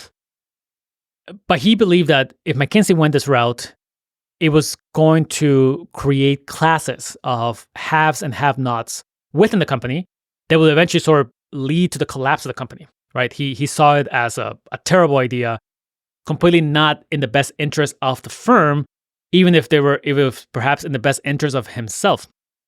So he decided actually to sell back his stock. Remember, there was a limit to how much stock you could have, no more than 5%.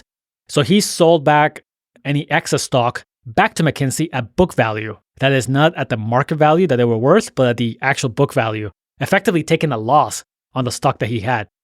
And many see this, especially the people who would succeed Bower, as this critical decision in the firm's history, that Bower choosing not to tell the company public is one thing, but then deciding to sell his excess stock at book value was simply a final reinforcement of the Bower principles and the values that he has established for 30 years.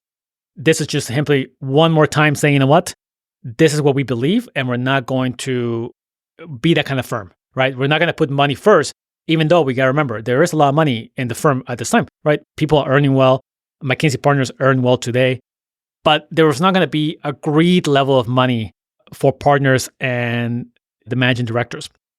John Forbes, who was at McKinsey from 1971 to 1983, said, quote, Marvin not taking McKinsey public is like George Washington refusing the title of king.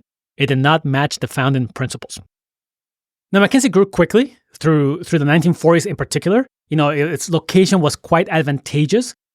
It also worked with chief executives, and the location in Chicago and New York gave them access to a lot of chief executives. By 1951, McKinsey Company was making about $500,000 in profits, and it had offices in New York, San Francisco, Chicago, LA, and Washington, D.C., and employed 88 consultants on its staff. The McKinsey staff has consultants and it has supporting staff. So we're going to kind of hear different numbers as we go along. McKinsey was doing all kind of work. They were helping corporate boards calculate executive compensation, marketing surveys, those budgetary control systems we saw from James McKinsey. But the most prestigious and perhaps the most visible assignments was really the restructuring of corporations into that decentralized or multidivisional model. So let's talk about that for a second.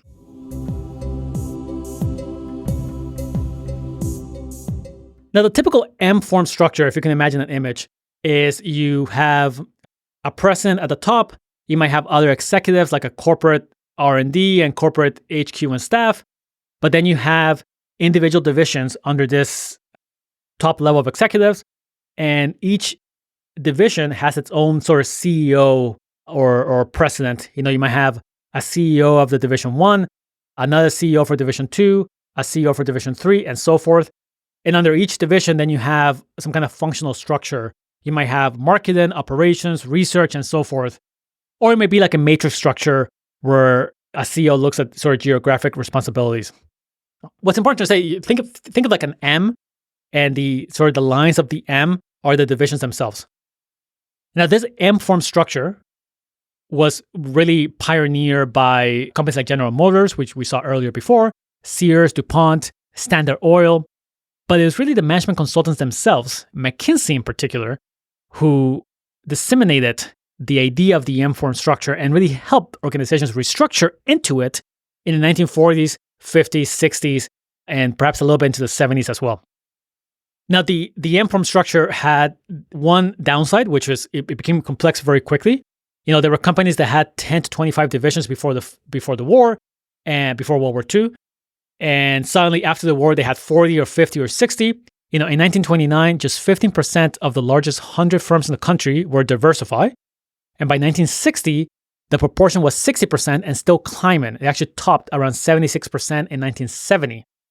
In 1960, perhaps one of the most visible examples of the M4 structure was General Electric, where it had 190 separate departments, each with its own operating budget. So the M4 structure had benefits. It would give a lot of power down to the divisions themselves. The divisional CEOs could have a lot of leeway in making their own decisions, which meant faster decisions. It meant perhaps reduced costs, less bureaucracy.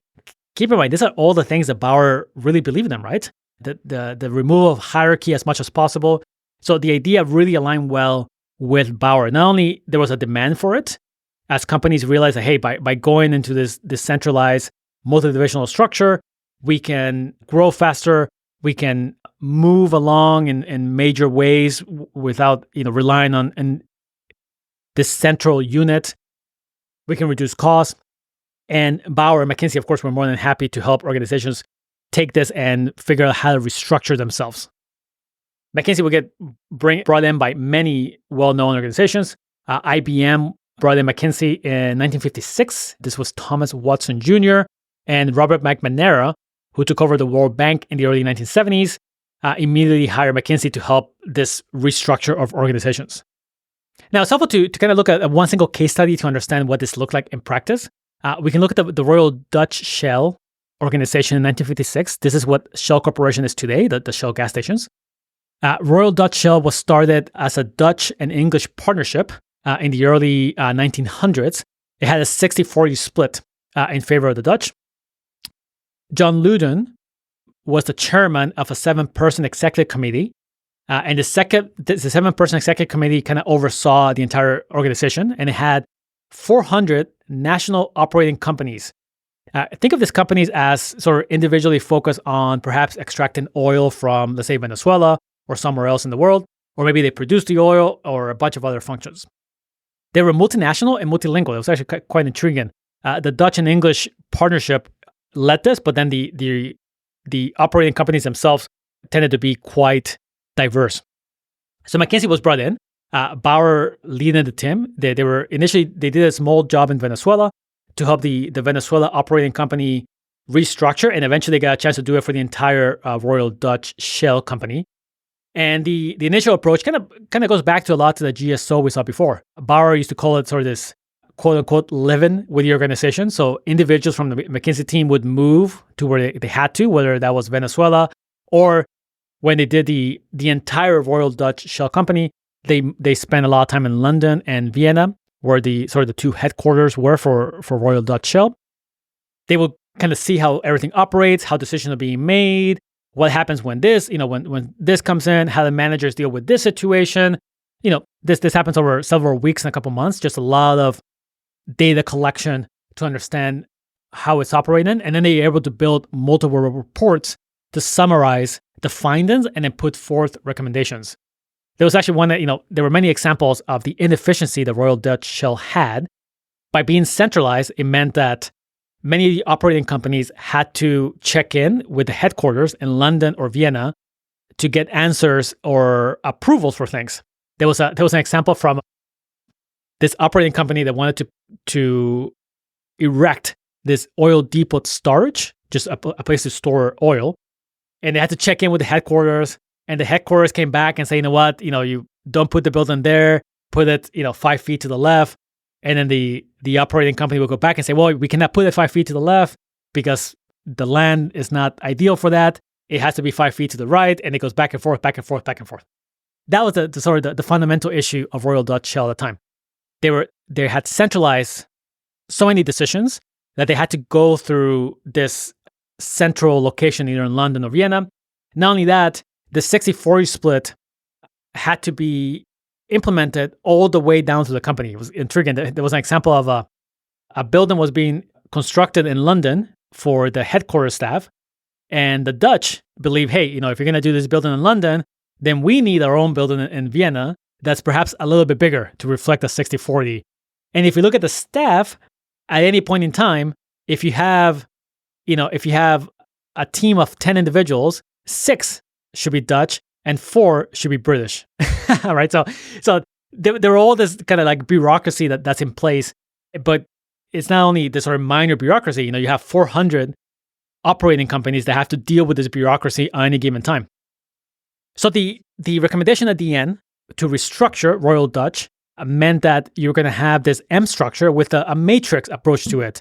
And the matrix just simply meant that you were going to have directors, individuals take over functional and regional responsibilities. So perhaps you might have someone who overlooks all of Latin America, plus the oil extraction.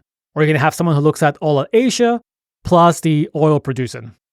So you're going to take a lot of the decision power away from the headquarters and give it down to individuals who are much more closer to where the actions happen, and so to speak. There was going to be this service organization created to support and advise operating companies. So perhaps a single place to offer any kind of expertise that applies across all companies. Think of something like HR. And Bower, again, because of his huge belief or his huge support of values, right? We saw this so much in McKinsey, how much he believed values really affect how a company operates. He really thought that the Dutch and the British needed to bridge the differences. So they needed to really become really clear about the values that both lineages share, the Dutch and the English, and really focus on those. So instead of thinking, hey, we're in London and this is how we think, and they're in Vienna and this is how they think, how do we think equally? What are the similarities? And how do we reinforce those values among all the individuals to kind of get away from this more adversarial way of thinking about it? Now, it was said that 30 years later, after the Royal Dutch Shell study, the organization structure was actually still the one recommended to McKinsey. So that matrix M form structure still was able to be maintained, even though it had been more than 30 years. So this is the rough outline of what it meant to be restructured. McKinsey will come in, a lot of research, understanding how decisions were taking place, what were the inefficiencies, and how they could all be improved through this decentralized M form structure. Now, in 1948, after the war, the Marshall Plan which is just a fantastic read if you haven't know too much about that. The Marshall Plan injected cash and aid into Europe to help rebuild the European countries, in particular France, Britain, West Germany, and so forth. But as part of the Marshall Plan, there was also technical assistance sent. And some of the technical assistance became revenue for management consulting firms.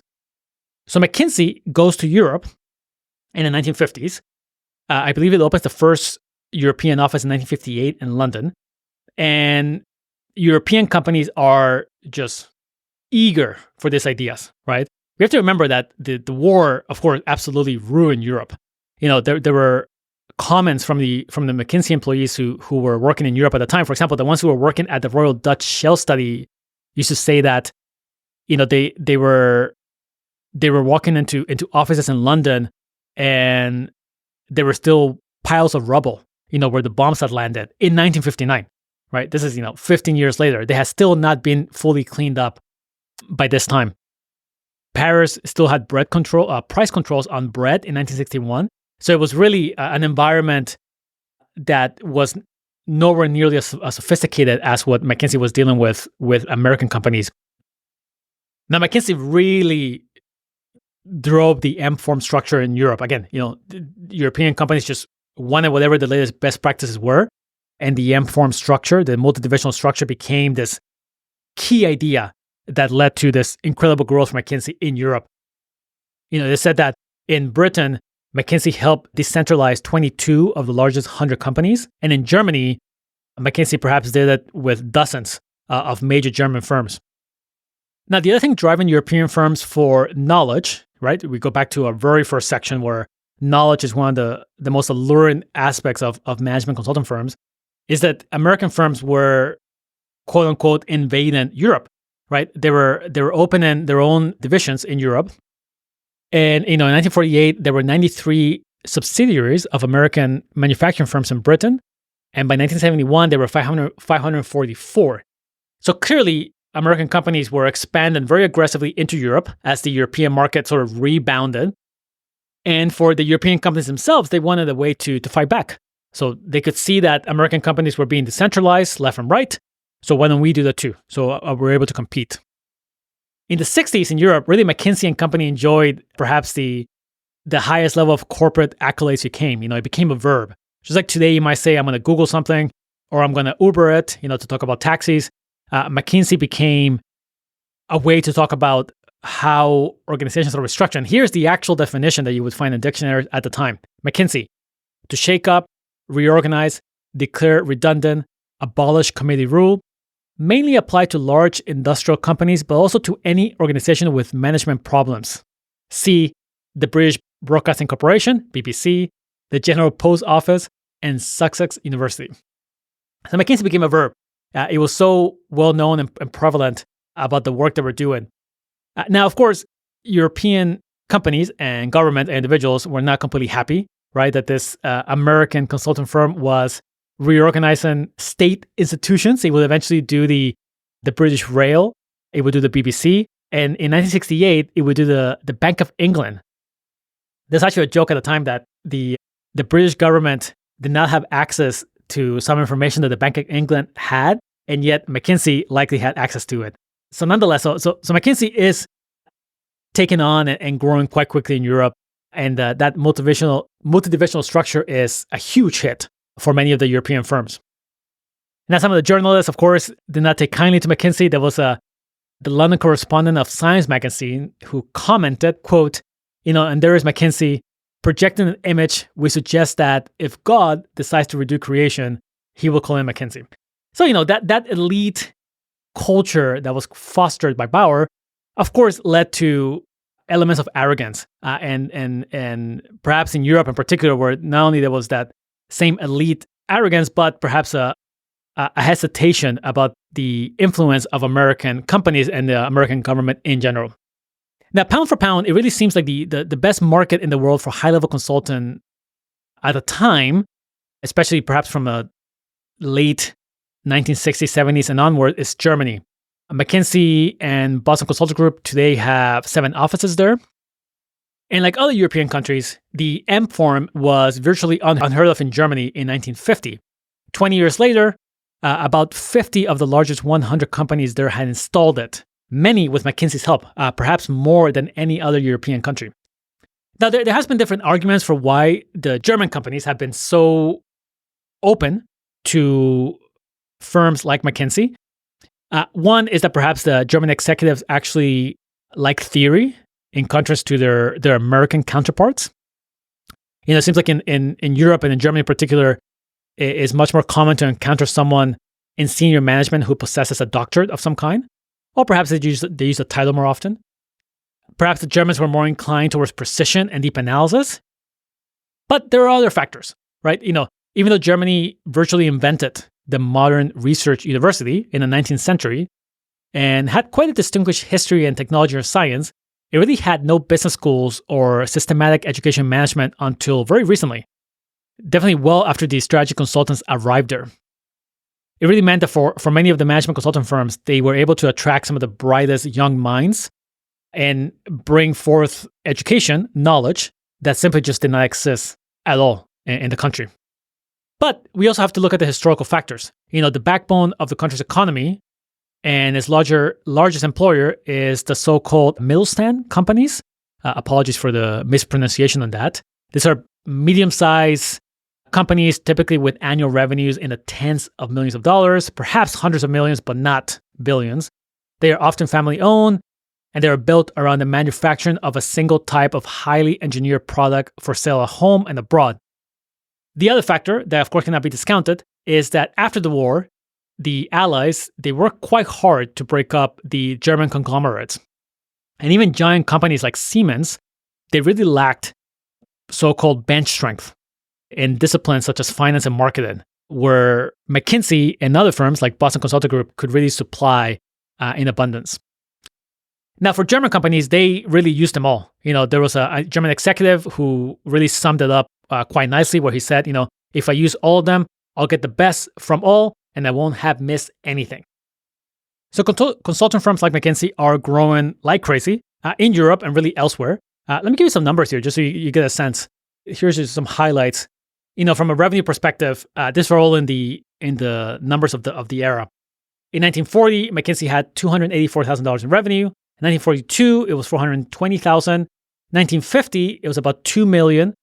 And when Bower retired in 1967, it was $21 million in revenue. 1972, $45. And if you fast forward to 1985, we're $350 million, $500 million by 1987, and it crosses the $1 billion mark somewhere in the early 90s. In terms of employees, we have about 15 in the early 1930s, about 25 actually about mid 30s as we saw before.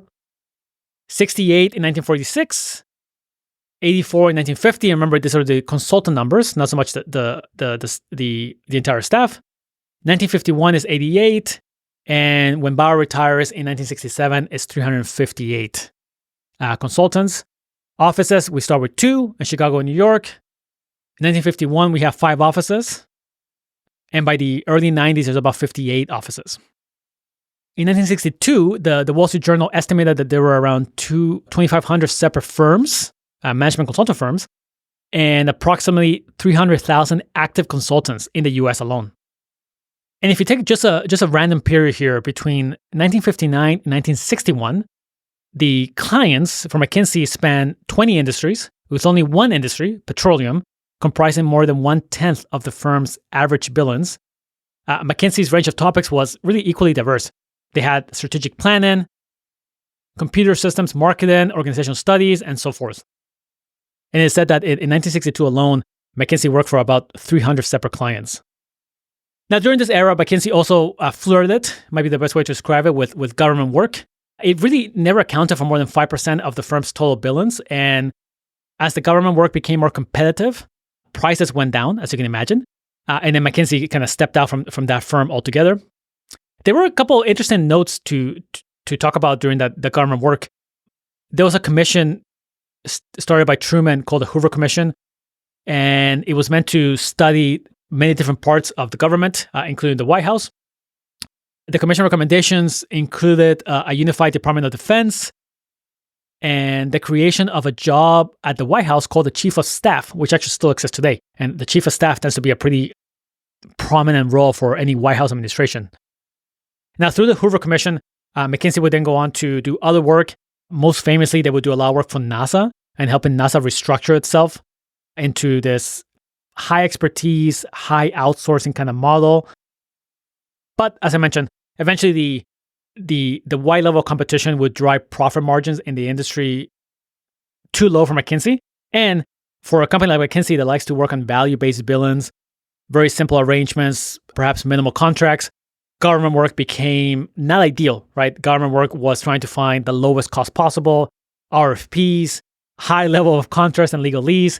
So McKinsey would exit government work altogether and kind of stick to either primarily for-profit organizations, some nonprofit, and of course the occasional government here and there that would sort of fit the ideal requirements. This is during the era, of course, right? This during the era of the 1950s, 1960s. Now, by 1960, the largest consulting firms were already larger than the largest law firms, but they were still smaller than many accounting firms like Pricewaterhouse. This is before they merged with Coopers.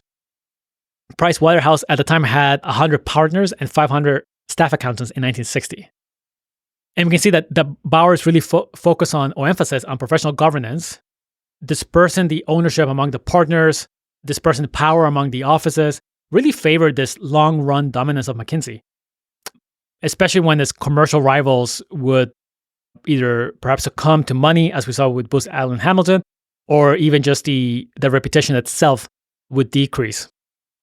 Now we get to 1967 when Bower decides to step down, or perhaps better yet, we know that the term system was introduced in the early 1960s.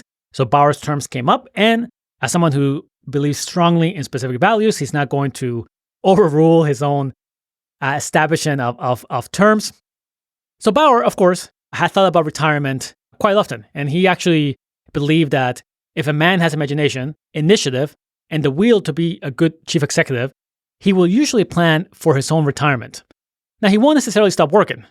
Bower actually will continue to log 65-hour work weeks and international travel schedule even after he stepped down as a managing director for McKinsey. But he believed that an executive will plan for the retirement. He believed that executives should not be on the board.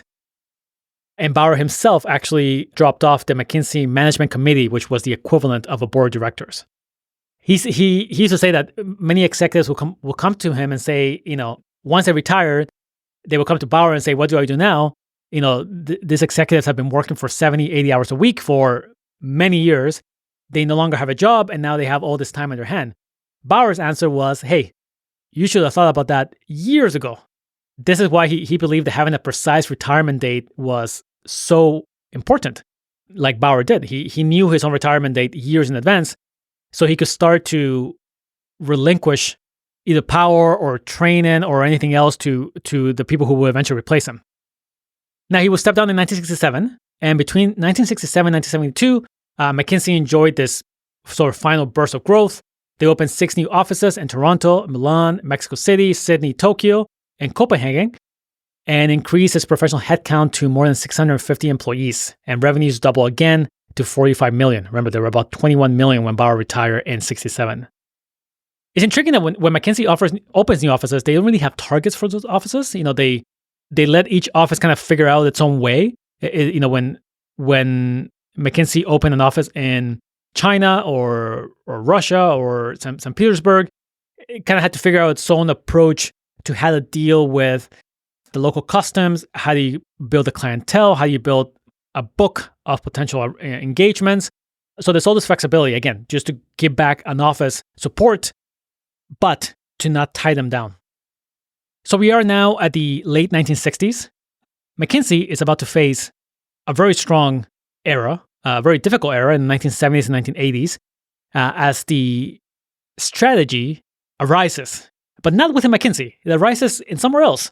It arises in a firm called Boston Consulting Group, and strategy would become all the buzz in the 1970s, and McKinsey will have to deal with that. But before that, there is a quote that really stood out to me when I first came across it during the research, and it will take us through a bit of a tangent, but I think it will also help us understand further what Bower built at McKinsey during his time as managing director. And the quote goes as follows: The military has the Marines. The Catholic Church has the Jesuits. The consultant, thanks to Bower, has McKinsey. And the scene is mentioned in several ways, where McKinsey would sometimes reference themselves in different ways, saying they are perhaps the Marines compared to the Army. They've been referred to as sort of the Jesuits of capitalism. And it's this reference in particular that I want to dive a little bit more into, just because I actually find the Jesuits incredibly fascinating. And this is the perfect excuse to look at their history in some overview before we go back into the story in the 1970s and see how McKinsey dealt with the threat of strategy. So with that being said, let's dive and talk a little bit more about the Jesuits.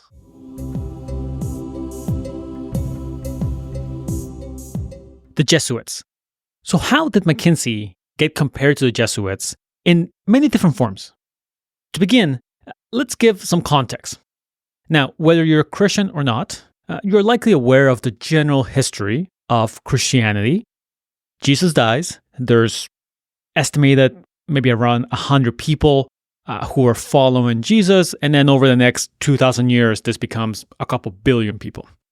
Along the way, the Catholic Church rises and becomes a dominant influence in Europe for nearly 2,000 years. When the Roman Empire fell, the Catholic Church sort of picked up the mantle and established themselves as the Holy Roman Empire, almost like a continuation of the Romans. Now, our story is going to pick up in 1500. We're in the middle of the Renaissance. And the Catholic Church is very powerful, much more powerful than it is today. It had much more influence politically, socially, culturally. This is a time where people are much more religious. So keep all that in mind. Not everyone was, of course, happy with the church. It had many critics. And of course, there were lots of things to criticize. We had the Crusades. We'll eventually have the Inquisition. But there was a monk in Germany called Martin Luther. And he was particularly concerned about how the Catholic Church was operating. He had very strong beliefs around what the church should do and should not do to uphold the values that Christianity was trying to promote. We have to remember that most monks, like Martin Luther, tended to live in poverty, typically secluded from the rest of the world. And many of them actually spend their times copying books, manuscripts from one page to another. We got to remember the paper in which many books were written up to this point would deteriorate, as we might expect paper to do. So they had to be copied from one old manuscript to a new manuscript. This is actually how the Renaissance came to be. These older books from the Roman Empire and the Greeks would be discovered and then be shared back. So Martin Luther would engage in some of this work. He was also a priest, and priests at this time had a genuinely godlike role in the church. They were clearly different from everyone else, especially because they had the right to perform some of the most sacred acts on the planet, such as when you convert the bread to blood during a regular sort of Christian or Catholic church. So priests had a very specific role. Also keeping in mind that many people, really most people, did not actually read the Bible themselves. It was typically read to them by a priest. So there was this perception that here you have this holy book that can only be read by a very small, elite group of individuals, and they will tell you sort of what the lessons are. But the world is changing. The Gutenberg press is just becoming available. The very first book ever printed by the Gutenberg press was the Bible. It will eventually allow books to be reproduced much quicker, especially the Bible. It will allow the Bible to be translated into multiple languages and so forth. Now, if we look at one criticism in particular of the church, we can get a general sort of sense for how people felt around this time. The Pope himself was able to trace his legitimacy all the way back into Bible verses. In particular, there's a verse in Matthew that talks about Jesus giving the keys of the kingdom to Peter. Peter would become the first pope, or at least is seen as the first pope. And thus, those keys that were given to Peter would then be transferred from pope to pope down the entire history, even today, to someone like Pope Francis. this handing of the keys was used, among other things, to really establish a lot of the authority of the church, and for the church to say, this is how it works to get into heaven or to hell. So along this way, indulgences were created. Now, an indulgence is either a full or a partial remission of sins. So you can imagine that you might be able to pay some amount of money, and your sins would be absolved. By sins, there could be something small. Perhaps you insulted someone, or something large. You kill someone. So indulgences were a way that the church offered for individuals to remove themselves of sin, which would, of course, help them whenever they get to purgatory or they get to heaven or later on in their lives. The first known use of these indulgences by the Catholic Church was in 1095, when Pope Urban II remitted all the penance of the individuals who participate in the Crusades and who then confess their sins. And then later, the same indulgences were offered even to those who couldn't go on the Crusades, but were able to offer cash contributions instead. By the early 1200s, the church started to claim that it had this so-called treasury of indulgences. You can imagine this like chest, this box of indulgences. And every time you gave money, the church could sort of dig into the box, give you some indulgences, and then your sins will be absolved. Now, it wasn't very clear how deep this chest was. Is it unlimited? But clearly, indulgences became a very strong part of how the church interacted with individuals. Eventually, the church even delegated the privilege of dispensing indulgences, almost like the creation of franchisees. Individuals were given the power to say, you can hand out indulgences. So you take the money, you provide the indulgence in the name of the Catholic Church, and then the money can be split, perhaps 50-50, with the individual who's the franchisee, and the other half of the money going back into the Catholic Church itself. So we get to our time. Specifically, we're going to about 1518. The current pope at the time was Leo X. Fun fact, Leo X was actually born into the Medici family of Florence. So he came from a very influential and wealthy family. He sort of was groomed to become pope. And Leo really wanted to finish a particular project of importance to him, and at least he believed to the church. And that was the St. Peter's Basilica in Rome. If you've ever been to Rome or the Vatican, of course, you've seen this beautiful building. It had been started about 100 years before Leo's time, and it was just partially completed. So Leo needed some money. So he leaned on indulgences, right? He continued the practice of providing franchisees the ability to dispense indulgences. And he was going to take at least half of the money and use it to finish the beautiful St. Peter's Basilica. Luther, of course, was completely against indulgences, among many things. And he did different things to try and sort of get his ideas across. But the one that really stuck out is when he wrote his 95 Theses. I like to think of them almost like an essay, papers that he wrote. He stuck them on the door of his local church in Germany, the small town in Germany called Wittenberg. And without him really understanding perhaps the impact or not really foreseeing what would happen, this entire movement will be born. And many people claim the start of the movement to this specific point, when Luther kind of publishes his 95 Theses, his 95 arguments and criticisms of the church. This movement would be called the Reformation. And it would be a straight attack against the power and legitimacy of the church and criticisms of all the things the church was doing that believers were not in agreement for. The Reformation, sometimes called the Protestant Reformation, is a major turning point in European history, at the very least, Western history. And it created what today we might be called Protestants. There's, of course, lots of denominations that were born out of this movement. Individuals who are Christians, but they don't identify as Catholic. In some cases, are actually against the Catholic Church for many reasons. Luther became this central person in the movement, and he really eventually leaned into it. In 1521, about 3 years later after he published his 95 Theses, he will be excommunicated by Pope Leo X. Pope Leo X would also die from pneumonia on 1521, so you have a different pope eventually. But the Reformation kept moving on. Now, this is keep in mind, this is the kind of movement that would eventually lead wars as different kingdoms and empires would choose either to be part of the Protestant side or the Catholic side. We would have individuals who would leave Europe because of the wars.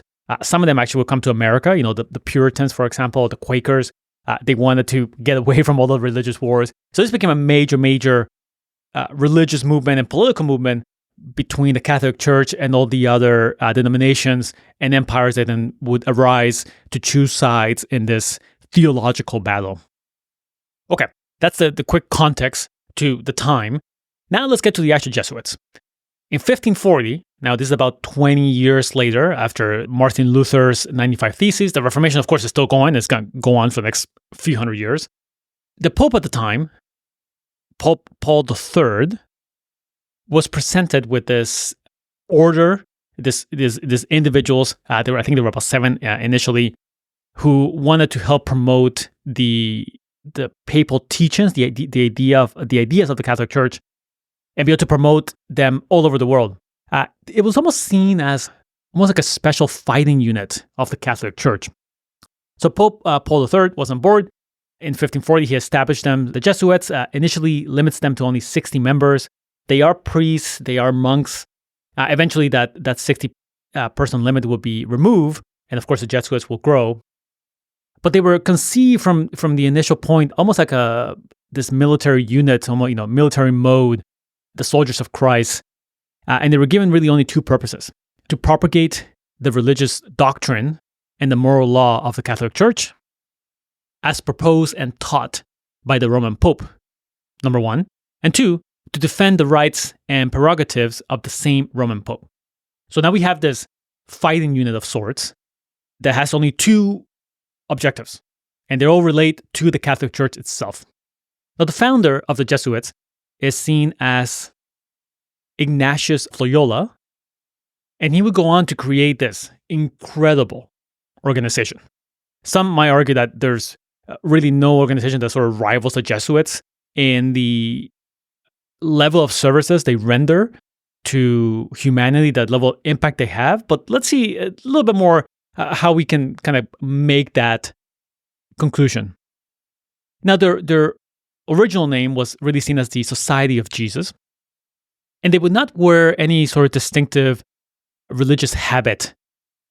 They retained their family names, and they elected their superior general, which the first person was, of course, Ignatius of Loyola, for life. And he was given supreme authority over the organization itself. Now, Ignatius really had this basic operating principle for the Jesuits.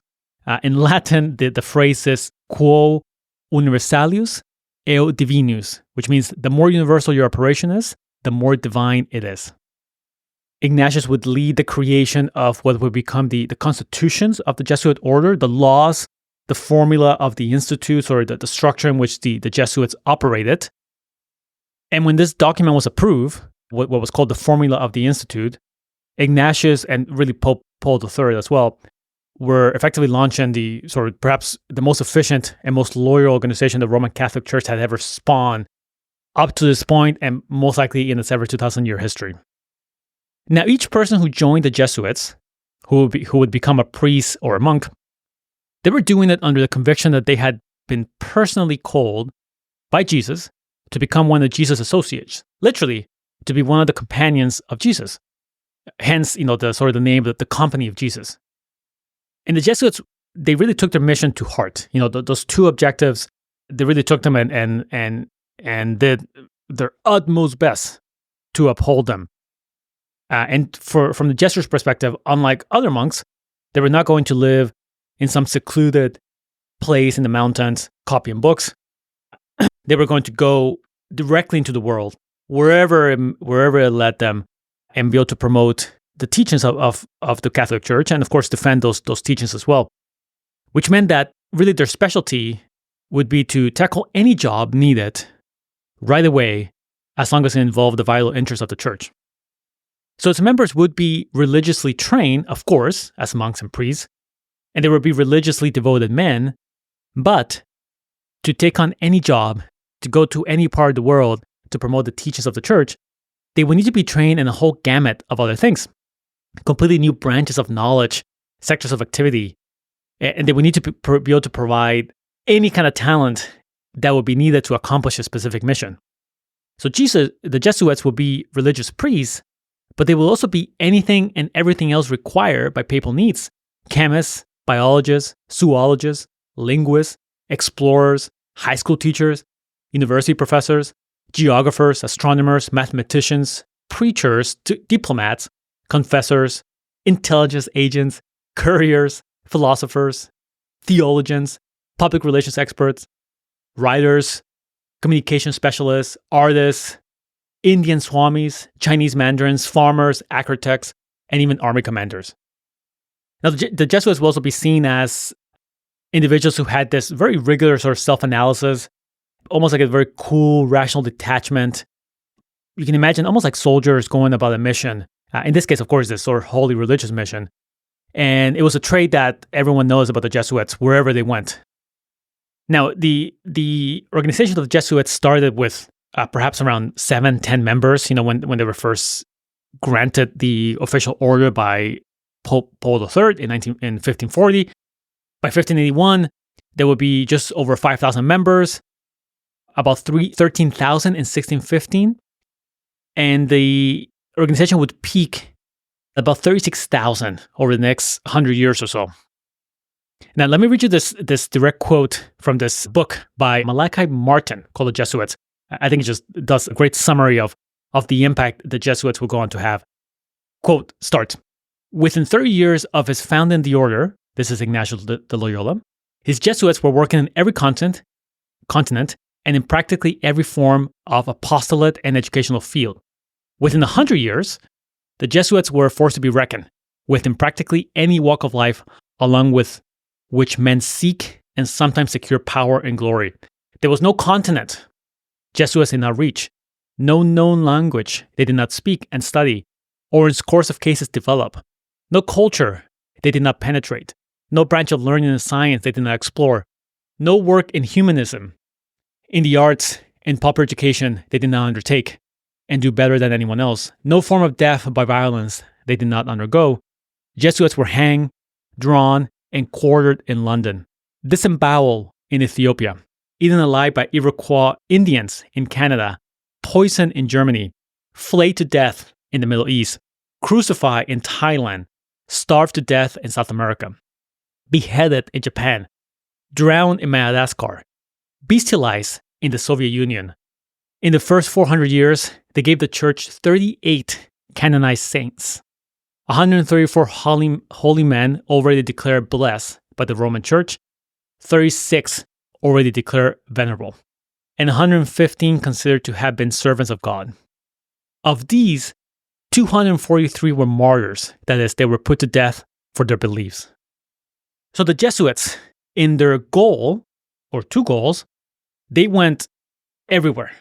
You'll find them in China, where they learn Mandarin, and then they eventually get to the emperor. In Japan, they're in the Americas, they're in Africa, and they're missionaries, as we might know them, but they're so relentless that it doesn't matter what obstacles get in their way, they're going to get over it. The language, the culture, whatever it is, they'll find a way to overcome that obstacle.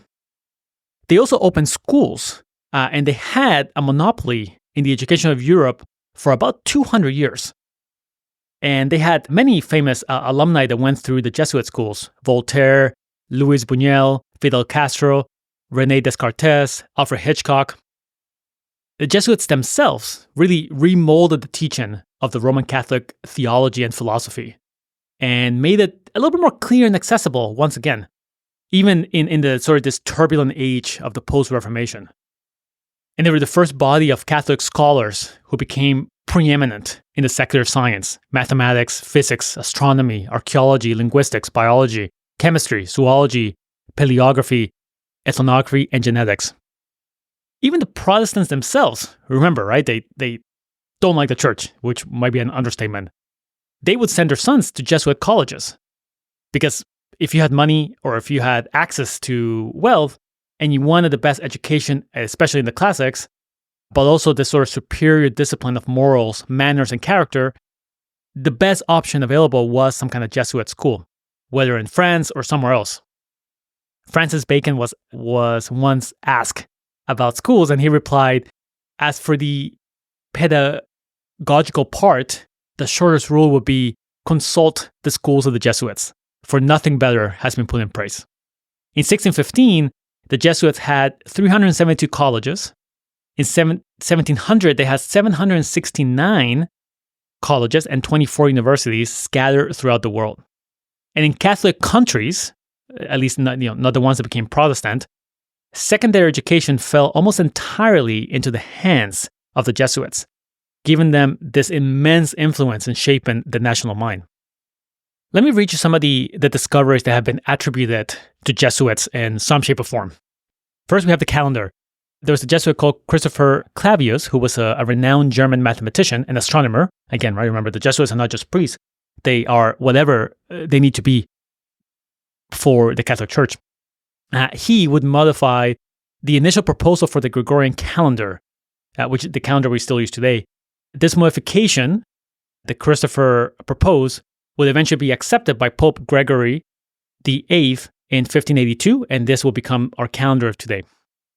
The Italian astronomer Giovanni Battista Riccioli and a mathematician named Francesco Maria Grimaldi, they published a selenograph in 1651 where they were mapping the different craters, mountains, and other features of the moon, and this formed the basis for the modern lunar nomenclature that we use.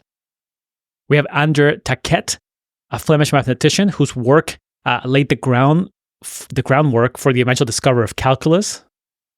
Portuguese Jesuit missionaries who arrived in Japan in the 16th century, they began to deep fry shrimp while abstaining from meat on Ember Days, this ancient Catholic observance that has to do with the four seasons.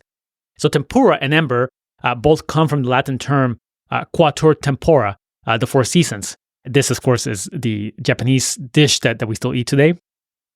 In the mid-17th century, the Jesuits domesticated the mate plant in South America, and they started to produce a beverage known as the elixir of the Jesuits, or Jesuit tea. Today, this is sort of known as yerba mate in Argentina. One of the most popular, well-known, is in the 17th century, Spanish Jesuit missionaries in Peru learned from the natives that the cinchona bark of this tree could actually cure malaria. Jesuits will take the remedy throughout the world, and this is becoming what today we refer as quinine. We actually spoke about quinine a little bit in the Polaroid episode, when Edwin Land was part of the process to create synthetic quinine during World War II. But the initial use of quinine spread throughout the world was actually a Jesuit missionary who took it from Peru and the natives. The Jesuits opened pharmacies where they distributed many of the natural remedies, including quinine, which is sometimes known as Jesuit bark. They opened theaters. By 1773, they had 350 theaters in Europe. And Jesuit theatricals laid the first foundation for the modern ballet. But not only that, the Jesuits are also known and perhaps criticized because they also worked their way into the palaces of kings and queens. And they would become advisors to many of these kings and queens, often becoming the official confessor for these individuals. Here's a list of some of the kings and queens that the Jesuits had an influence of some sort. Oliver Cromwell, Philip II of Spain, Louis XIV of France, Catherine the Great, Cardinal Richelieu of France, Queen Christina of Sweden, the Mary Queen of Scots, Napoleon, Washington, Garibaldi, Mussolini, Chiang Kai-shek from history. These are all individuals who, at some point in time, had interactions with the Jesuits.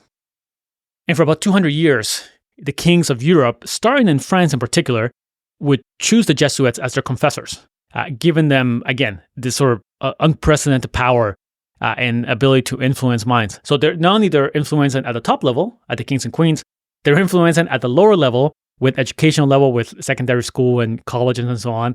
They have all this technical, scientific inventions or discoveries that they're promoting through their increasingly huge network around the world. Now, the power of the Jesuits became so great that the sort of ordinary people of Rome invented a new title for the Jesuit Father General. This is the Supreme General who gets elected for life. The nickname he was given was the Black Pope, comparing his power to the Pope itself. Typically the Pope itself wears white robes, and of course the Jesuits are known to wear their black robes. So how does this compare to McKinsey, right? How did McKinsey come to be known as sort of the Jesuits of capitalism and be sort of put in this sort of same scale? In a way, the Jesuits are a paradox, and I actually think McKinsey follows a similar paradox. The Jesuits really resist this easy categorization. They are priests, but they're also astronomers and mathematicians. They preach obedience, but they're also encouraged to cultivate initiative. They pronounce a solemn vow to be missionaries, but a large percentage of them actually are schoolmasters. They run schools. And even though they have a reputation for cultivating the highborn, through the more exclusive education and their role as confessors to kings, they have also devised means of reaching every stratum of society and a special concern with the most poor. And I think this is the sort of the paradox that we see in McKinsey, where even though McKinsey, they're established themselves as servants, they're also highly influential. Even though they want to attract the most elite and smart individuals out there, they also want these individuals to be part of a group and not stand out. Even though there's lots of money to be made in advising companies, the firm itself wants to minimize the amount of greed that's happening. And we saw someone like Marvin Bower reject just untold riches by not taking McKinsey public. We also see that the Jesuits were incredibly adept at changing their style locally. So it doesn't matter where they were. They would learn the language, they would learn the culture. McKinsey, in a way, did similar things. Every office had its own local approach while also maintaining the McKinsey ethos. So maybe the office looked the same, but you were trying to Americanize British individuals rather than just send American individuals and take it over. So there's this adaptation locally that both organizations are doing. The Jesuits also, of course, put a high value in education, not only the schools they ran, but even for their own members. Becoming a Jesuit priest is a notoriously rigorous process that might take between 15 and 18 years. And they are required to have a very strong understanding of the classics, philosophy, theology, and to speak several languages, of course, for an organization that's all over the world. And we see similar things from McKinsey, where they want young individuals because they want to mold them. They want to teach them their own approach to problem solving and how to deal with clients and how to write reports and how to speak and how to think. So there's this sort of rigorous, intense education that's meant to happen within McKinsey if you're meant to be there for several years or even longer. So I love this comparison. I think it's a very adept comparison. The level of influence, we might even go on and say that the Jesuits were confessors to kings, and McKinsey individuals became sort of, quote unquote, confessors to executives, helping them deal with their issues and achieve a level of trust that wasn't as common for other individuals and other organizations. Now, one final thing I'll say here is the current Pope, Pope Francis, at the time of this recording, is a Jesuit himself. However, he's actually the first Jesuit to become a Pope. And it's intriguing to me that despite the immense level of influence the Jesuits had for maybe 200-300 years, their role in promoting and protecting the church, it took about 500 years before a Jesuit actually became Pope. And that perhaps might reflect the level of distrust that existed within the Catholic Church to the Jesuits, especially among some popes. And it kind of makes sense, right? You have this seemingly very powerful organization that is being referred to as the Black Pope in some circles. You might not trust them 100%. And after 500 years, the Jesuits, of course, don't have the same level of influence and power today. And perhaps it made sense to allow a pope to be a Jesuit himself. All right. So a little bit of a tangent into the Jesuits. It's a fascinating topic. We had to cover it. We're going to go back to our story, and we're going to pick up in the early 1970s. We know that Marvin Bower retired in 1967. It was an overall fantastic time for McKinsey, but things are going to get tough. for McKinsey, for the economy, for the world, perhaps even. So let's pick up our story in the early 1970s.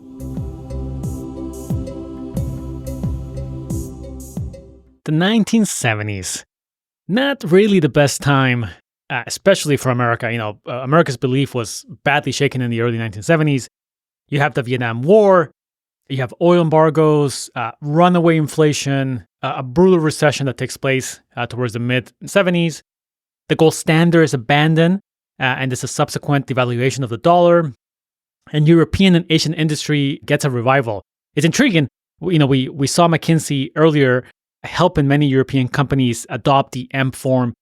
And of course, by the 1970s, these improvements, part of them which can be attributed to McKinsey, them bringing knowledge that just literally did not exist in Europe after World War II, has led to a revival of these companies. Japan in particular is going to prove to be almost a bit of like a boogeyman for American companies, as we see Japanese companies become very dominant in the 70s and onwards. You can think of someone like Toyota, really giving American auto manufacturers a run for their money. So the American economy went into a tailspin. And we got to remember that the consultant industry, the management consultant industry, was almost like it's conciliary. They made their revenues advising the biggest companies in the economy. So they also went into a tailspin. Now, by this point, and during the years of Marvin Bower, the management consultant industry, and McKinsey included, had really seen about 2 decades of nonstop growth. But the industry itself, the revenue overall stalled in 1970, and it would stay at that same level for about 6 years before it would then again pick up again. Now, McKinsey was a little late to respond to some of the cultural shifts around them. It did not hire its first Black consultants until 1968. And even by the end of the 1990s, the firm had around 5 Black principals. Likewise, women made some slow progress up the ranks. One female McKinsey employee remembers working for a prominent CEO at the time, and she was pregnant with her first child, and she had to explain to the CEO that she wasn't disabled. She was just pregnant. So this is just, one factor of everything that's going on for McKinsey. Not only the economy, and we got to keep in mind, the economy struggling is the biggest factor that's going to be affecting McKinsey right now. But some of the civil rights and some of the changes that are going on in the 70s are also playing a role in how McKinsey is doing. Interesting enough, it's not quite clear to me how Marvin Bower saw perhaps the idea of diversity or having both women and men on teams and so on. But definitely by the end of his life, he believed very strongly that there should be a woman on every team. This is now towards the 90s and early 2000s. He believed that all male teams, just sort of wind up spinning their wheels. But if you had women, then you're able to break it out that women may have more intuition than men and so forth. Now, just to give you a sense of the times, one of the managing directors, last name Walton, was asked about the lack of diversity in the firm. And Walton replied that McKinsey was actually quite diverse because he was a Roman Catholic, and McKinsey had been historically a Protestant stronghold. We just spoke a little bit about the Protestant and Catholic breakdown. That being said, the economy is now not doing well. The second thing that started to happen to McKinsey is the decentralized model, the M form we saw earlier before, ran its course. By the early 1970s, McKinsey had quite literally decentralized most of the large companies in Europe. It, of course, had already done that in America about 10, 15 years earlier. So the market was gone. The head of the London office remembers that somewhere about 1970, the phone simply stopped ringing. Now, we got to think about this for a second. This is quite incredible. They had taken an idea, the M form, helped as many companies as possible in America, Europe, and elsewhere. And they have gone to a point where they had literally saturated the market. Anyone who could be helped had been helped. Now, McKinsey, of course, did not decentralize every company in the world. They decentralized a portion of it, and depending on the country, the percentage changed. I think in Britain, we saw somewhere like between 20 and 30 organizations were decentralized by McKinsey. In Germany, it was much higher. But there were, of course, other firms, competitors to McKinsey, who were also doing similar work. And of course, there was even a third category of organizations that did the decentralization on their own. So by the early 1970s, the decentralized model has really been applied to as many companies as possible, and this is no longer a viable market. Now, the tough economic times also put questions on McKinsey's high fees. After all, the high fees might make sense if things are going well, but if things are not going well, can we really justify paying them? But McKinsey, by this point, and much earlier really, had already become a luxury brand. And luxury brands did not really apologize or explain. So the firms were still justified. And McKinsey would be able to maintain some of their high fees despite the tough economic pressure, which again just speaks to the powerful brand that Marvin Bower had built for 30 years. Operating profits in 1972 were close to zero, and McKinsey actually took out some bank loans to be able to pay out partner bonuses, which then took about a year to pay back. So it was not an easy time financially for McKinsey. It's also intriguing to know that sometimes these firms, at least during this time, they only actually maintain about 3 months of cash, and they would then pay out bonuses and things like that. So they were always sort of like 3 months away from going out of business. So any kind of financial difficulty would be magnified by just these very short-term cash position that they tended to maintain. Now, in 1973, McKinsey still had the highest billings of any consultancy, but things would change rapidly. By 1978, it was in 5th place, behind Arthur D. Lidl, Booz Allen Hamilton, which we saw before, Arthur Andersen, which we also saw, and Coopers & Lybrand. Coopers & Lybrand is going to eventually be merged to become PricewaterhouseCoopers. Now, McKinsey never wanted to be the industry largest player. It felt that it was the most important one, not necessarily the largest one, but losing ground did not feel good for McKinsey, especially when they were losing ground to similar consultant firms. If you look at someone like Arthur Andersen, they had a major sort of IT consultant segment. That kind of makes sense. McKinsey was not truly doing as much work in that field. But the 1970s are going to see a rise of new competitors, which are going to cause concern within McKinsey. Computer systems, of course, were a lucrative and fast-growing market segment for management consulting firms. McKinsey, again, was a little slow to get into it, ceding ground to other players, but eventually they got into the game itself. Never as fully as what perhaps someone like Accenture might eventually do later on, or even IBM when they get into their own consultant. But it became a segment nonetheless. However, the segment we really have to talk about, where McKinsey would eventually establish their ground, is strategy. So it's helpful to talk about here, strategy, and at least the way we might think about corporate strategy, it tends to be aligned with the 70s, but we have to ask ourselves, if strategy was supposedly invented in the 70s, what was Standard Oil doing beforehand, or General Motors, or Sears? And what we come to understand then is that there's a specific concept, a specific way of looking at strategy that tends to be invented, or at least popularized during the 1970s. And this is the way we think about strategy today. But of course, organizations were making some kind of strategic moves beforehand. But as we saw with Taylorism, and eventually Taylorism takes on a different form, we're going to see it come up as re-engineering. Even the quality movement could be seen as a form of Taylorism. These ideas eventually kind of are reborn with different labels. And sometimes the label really sticks and it grows. And this is what strategy consultant is going to become. Now, the player who's most associated with the strategy movement of this era is the Boston Consulting Group. I'll refer to them as BCG, just for my own personal sake. It was founded by Bruce Henderson, and BCG pioneered a few things that would then become standard in this world. One BCG partner really kind of puts it quite succinctly.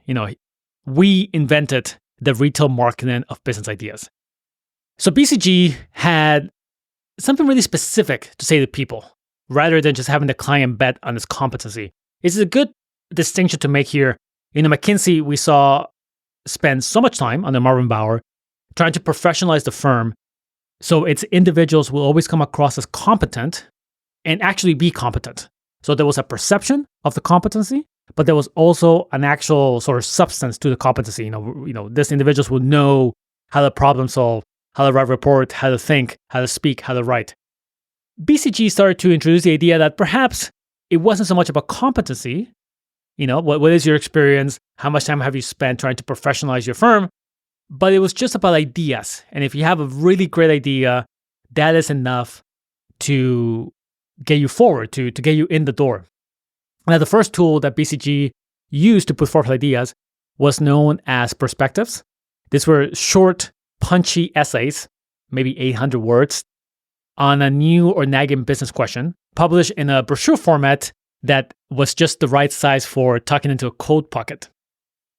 Now, McKinsey did have its own quarterly magazine. It's called the McKinsey Quarterly, which was first published in 1964, though this was primarily a vehicle for reprints of management articles that had been written in other publications, such as the Harvard Business Review.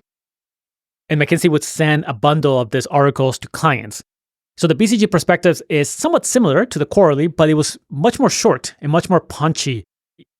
There's also a bit of an introduction to perhaps more hype, might be a way to say it. How do you make them more alluring or contrarian or something like that. The second innovation that BCG introduced was this invitation-only business conference. Now, again, today there's lots of business conferences of different levels and prestige and difficulty of trying to get in. But BCG really made use of this tool by creating this business conference. They would invite executives, there'd be speakers, there'd be topics being discussed. So BCG really drove into this. Now, by far, perhaps the biggest home run of this era for BCG was the growth share matrix. So think of a 2x2 matrix where you have 4 quadrants, and the vertical axis is market growth rate, and the horizontal axis is the relative market share. In the 4 quadrants, you could then put your different divisions or products or services into 4 categories. You had stars, you had question marks, you had cash cows, and you had dogs. And the basic idea is that this very simple 2x2, this matrix, could be used by your organization to figure out major decisions. So, for example, you think this division is a rising star, then throw more money on it, more money at it. This other division is a dog, then you have to put the thing out of its misery and sell it or get rid of it.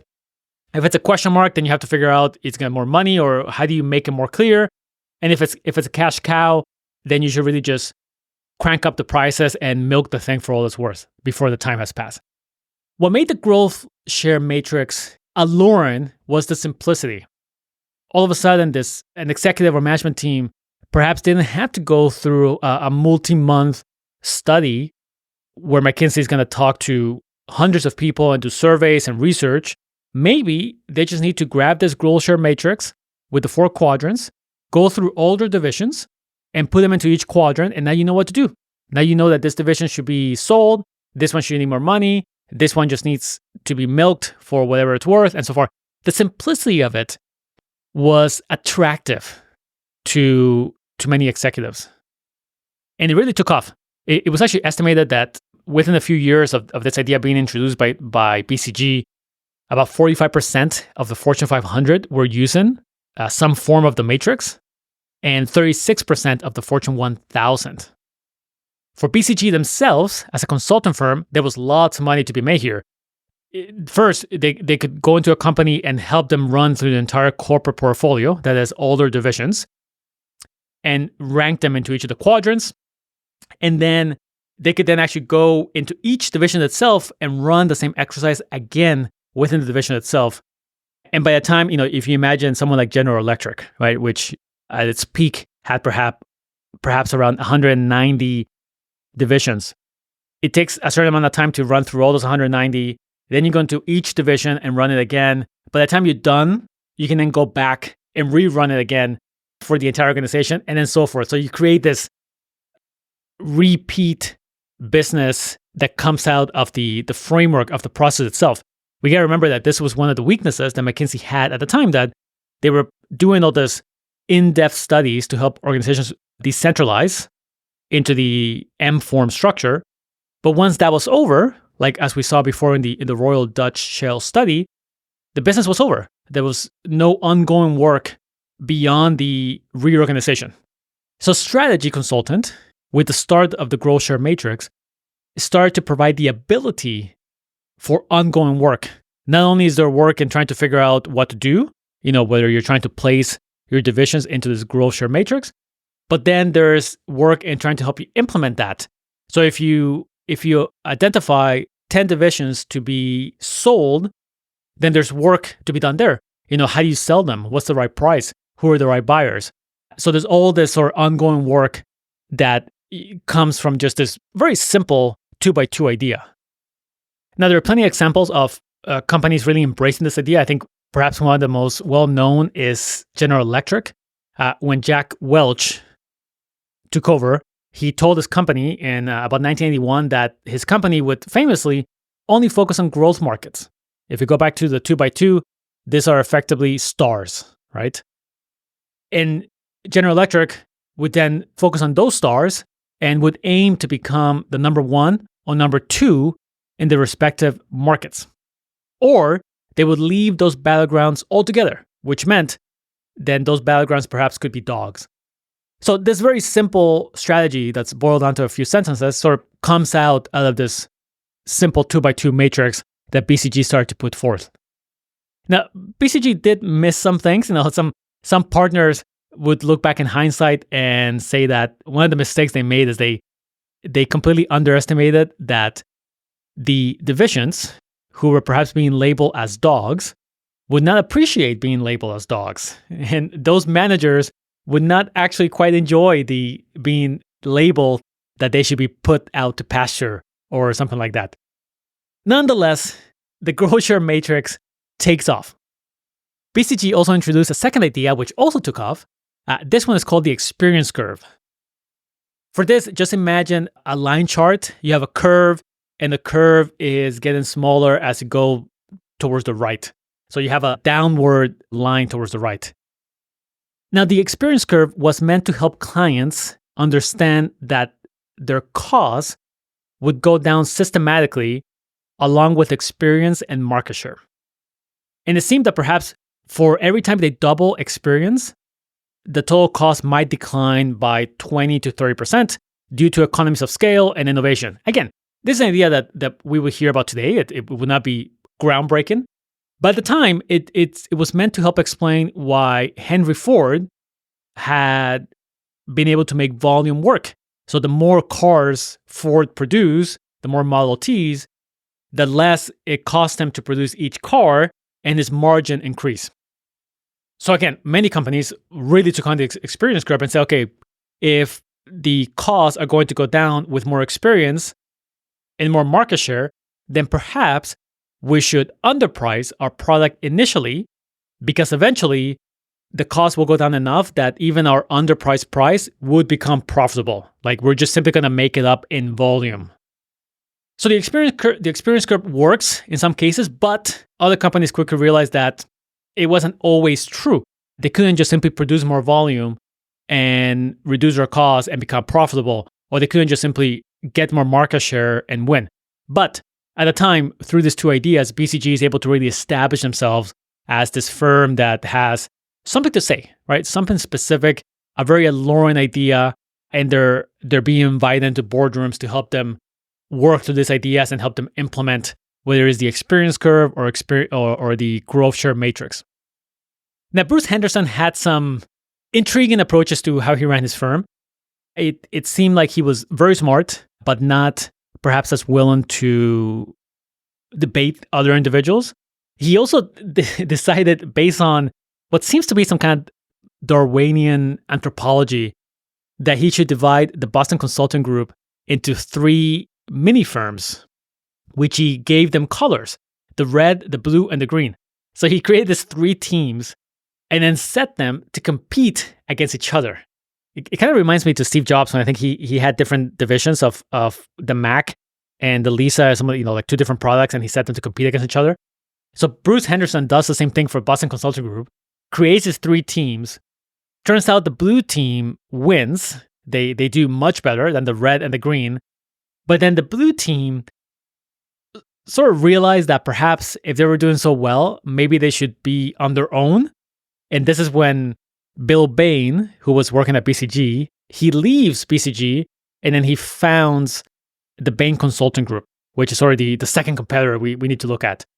So the Bain Consulting Group comes out of the world of BCG. So they're taking some of this same approaches, for ideas and perspectives and conferences.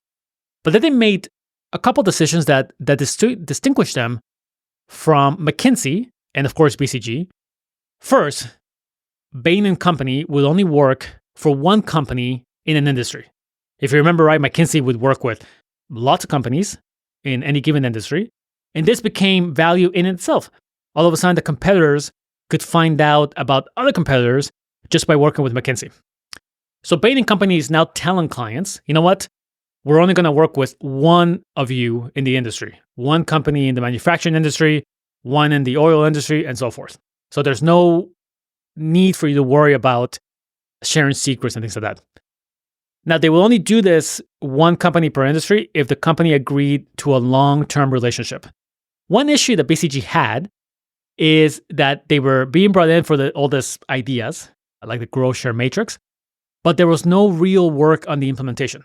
So they were going through all this thinking around how a company should get rid of divisions or grow them or milk them, but BCG wasn't really around to help them implement those plans. So Bain and Company wanted to be around. They wanted to actually go through the implementation, even if that took multiple years. The second thing Bain and Company argue is that they would actually justify the value of consultant by taking some objective measure. Now, they chose the stock price of their clients as that objective measure, and they said, you know what? If our work is good, then your stock price will go up, and then you can pay us.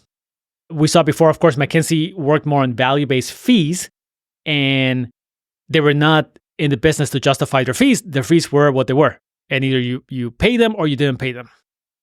Bain used to say, of course, that they don't sell advice by the hour; they sell profits at a discount. And of course, this meant that Bain would then focus on whatever sort of would help them achieve their goal, which was to increase the stock price. It might be to reduce costs, increase customers, or kind of position themselves against competitors in a different way. Particularly costs, of course, would become a way for a company like Bain to make impact. If you can reduce costs, you can increase profits, and you can increase shares. Now, another head of a consulting firm once described Bain as follows, quote, "Their product is brilliant. It's the package that has been the problem. 5 million Bainites saying, stand aside, asshole, here we come."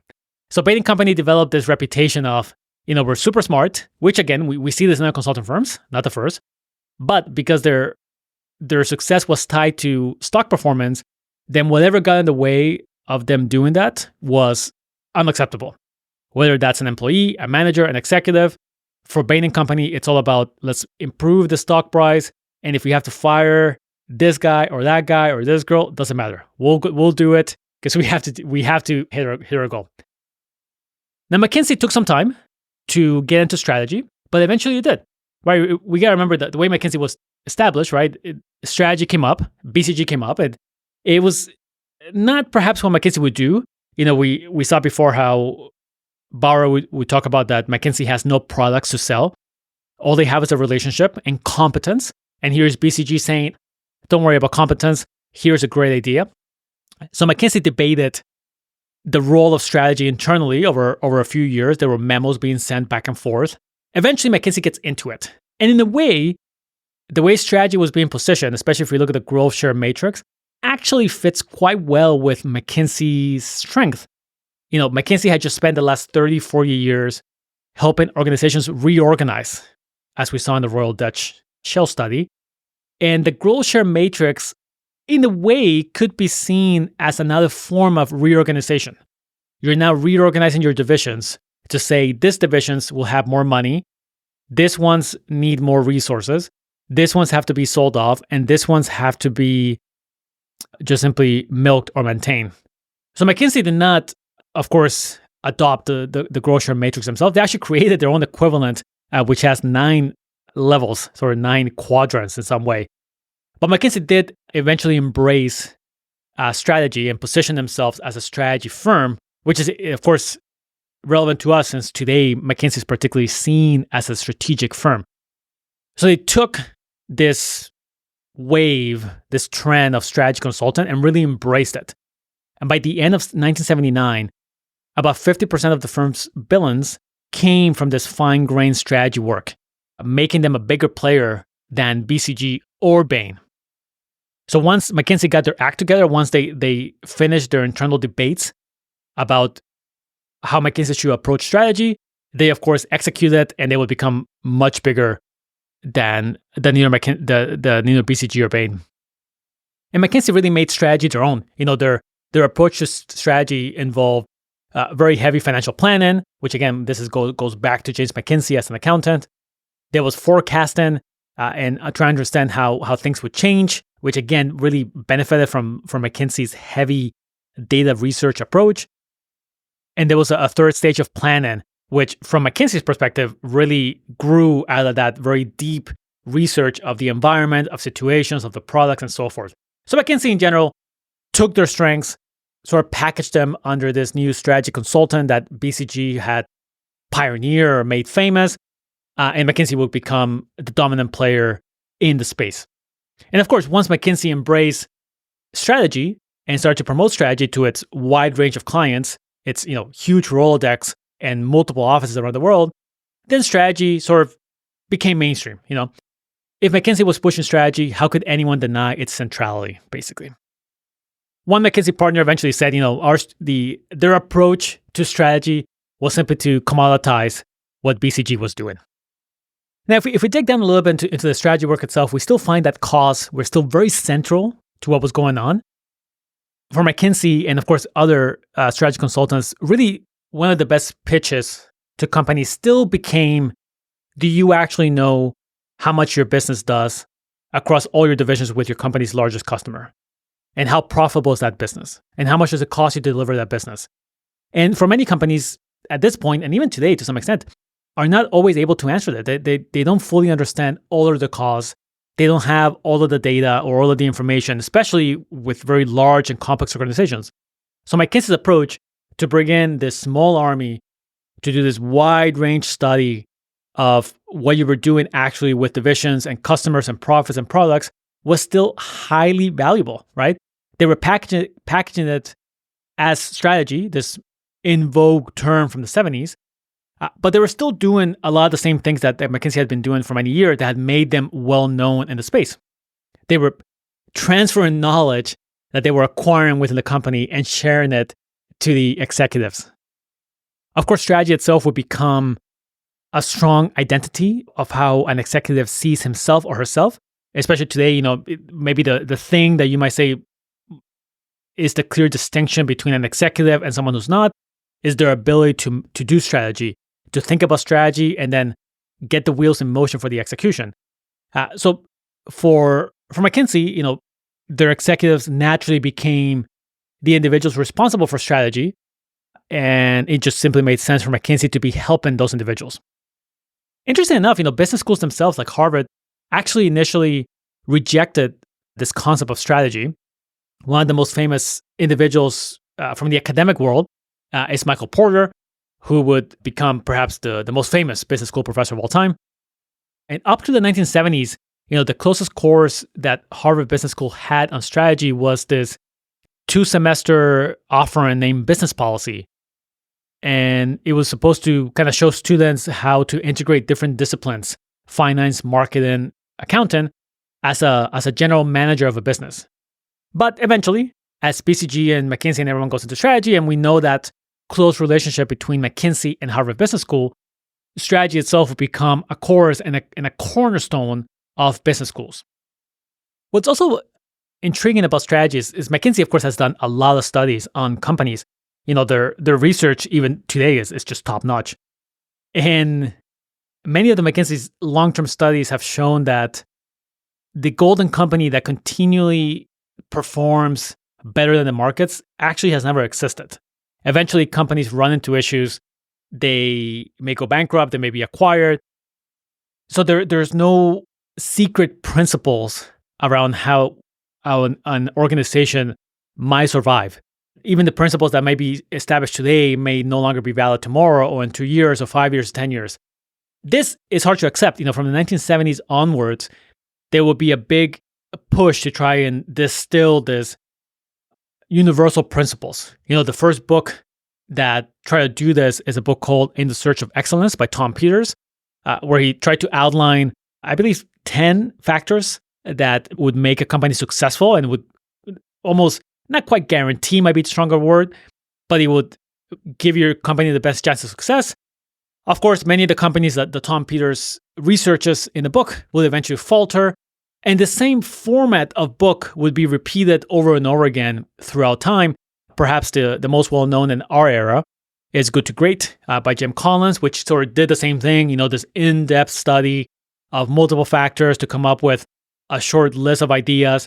And just like the Tom Peters book, many of the companies that Jim Collins chose will eventually run into issues. So the McKinsey studies and the immense amount of work they have done with companies kind of reinforces this.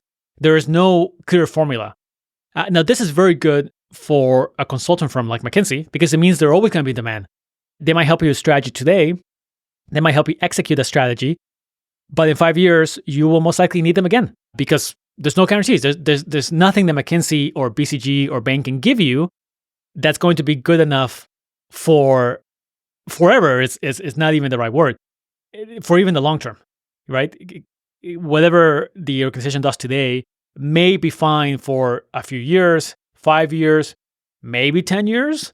But eventually, there's a need to go back and say, what are the best practices? What should we do now? How do we deal with the situation? How do we deal with these changing conditions and so forth?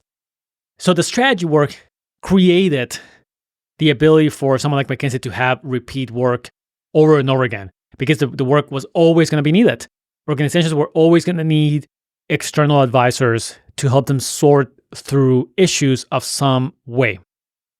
And actually, some of the own McKinsey research has shown that perhaps fewer than 10% of their clients would be successful at putting a corporate strategy to work, that is, to do the execution. So not only is there a demand for the formulation of the strategy, but there's perhaps even more demand for the implementation of strategy. And of course, lots of different approaches. McKinsey is trying to give you a small army to help you deal with issues. BCG only gives you ideas. And of course, Bain is trying to work on the implementation, but they want to do it themselves. So there's no right answer here, just different models on how a strategy can be approached. Now, from the 1970s onwards, especially from the late 70s, management consulting firms really fell into two camps. Those who provided advice on corporate strategy, like BCG, Bain, and McKinsey, and those who provided advice on information systems, like Andersen, who eventually became Accenture, and later IBM. In the 1980s, the idea of corporate culture will become very popular, and this will be done through several books. Some of them will come from ex-McKinsey individuals, and corporate culture will become sort of the new in vogue way to think about an organization. If we say the 70s were defined by strategy, the 80s and the 90s become defined by corporate culture, and there's even arguments during this era that perhaps strategy makes no sense at all. You should not be doing any kind of growth share matrix. You should actually be working on your corporate culture, and the corporate culture will then figure out what to do. What's intriguing about the corporate culture, just to talk about it briefly, is that many of the elements that companies will talk about the ideal corporate culture is actually what McKinsey was operating. More democratic ways of sharing ideas, removing hierarchy, allowing all individuals to criticize each other, moving quickly, giving power to the lower levels, which McKinsey gives to the influencers, to specific offices. So it's intriguing that some of the things that Marvin Bower instituted would then become this model for corporate culture. And of course, McKinsey would then help their own clients or adopt versions of their own culture. Even like the first name basis we talked about earlier, there would be McKinsey clients who would adopt this version of making everyone call themselves by their first name. In 1985, a Delaware court would upheld a case that would bring back the idea of a management audit. We saw this before in the 1930s. It sort of went away after World War II, but in 1985 it comes back. All of a sudden, corporations are forced to engage in some form of insurance, especially like a board of directors need protection from being sued. Insurance, of course, arises. This is when directors' D&O liability insurance comes up. But consultants themselves also find themselves as a form of insurance. All of a sudden, if you hire McKinsey and they do a management audit of your team, this can actually hold up in court. So if you get sued, you can say, you know what? We hire McKinsey, which is one of the most well-known and reputable firms. They did the management audit. They did not find any issues. Thus, there's no legal basis here for us to be sued. So I just mentioned this as a short comment, right? That the regulatory changes that we saw in the 30s that helped management consultants. In the 1980s, it comes back and helps them yet again when their services are all of a sudden, again, in demand for this specific need. The economy creates this incentive for some form of insurance, and management consultant advice becomes that form for some companies. This is all the era where perhaps management consultants also start to be seen more clearly as a way to confer legitimacy. An executive bringing on someone like McKinsey is adding legitimacy to what they're doing and their approach because they're hiring McKinsey.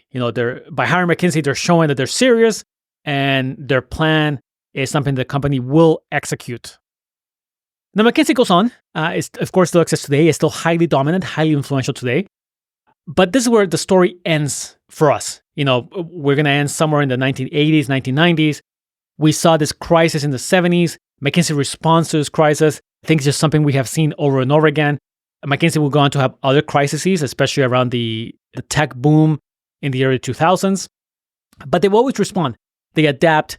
Their culture that was defined by Marvin Bower is seemingly strong enough to have this adaptability as the world around them changes while maintaining a certain level of consistency in the way they approach problems. Now, the final section I want to do here is asking one simple question. Are they worth it? Is it worth it to hire someone like McKinsey? So let's jump in and tackle this final question.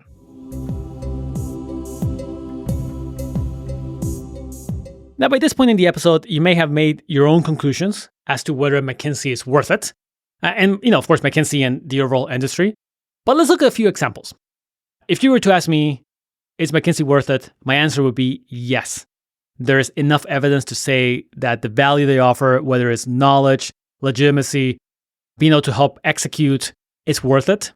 If we rephrase the question a little bit and say, are they always worth it? Then the answer is no. There's plenty of examples where McKinsey's advice has not been worth it.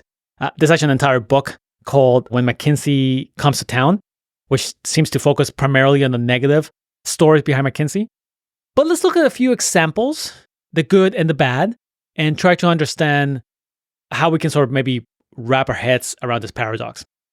Now we have to start with Enron. Enron, of course, would go on to implode in the 90s. And McKinsey was a key client. In fact, the Jeff Skilling, who was leading Enron, was ex-McKinsey. It's estimated that perhaps McKinsey was earning about $10 million a year from Enron.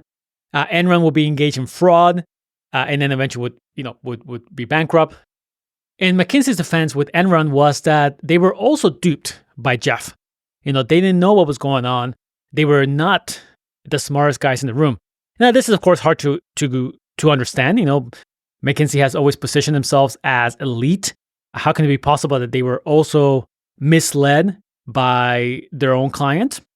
But that's one possible. Now, in terms of the work itself, there was this great example that McKinsey were brought in to help a bank in the early 2000s. And the work they did is they simply looked at the cost. So, for example, this division was paying IBM X amount for computers. Another division was paying IBM for mainframes. And then McKinsey asked the bank chief technology officer if he was sure he was getting the best possible deal from IBM. And, the CTO says, of course, absolutely, IBM guarantees we were. So then McKinsey goes, runs the numbers, aggregates everything, does in-depth research, finds out that actually they're not getting the best deal possible. They could actually decrease their costs if they made this simple arrangements in their agreement with IBM.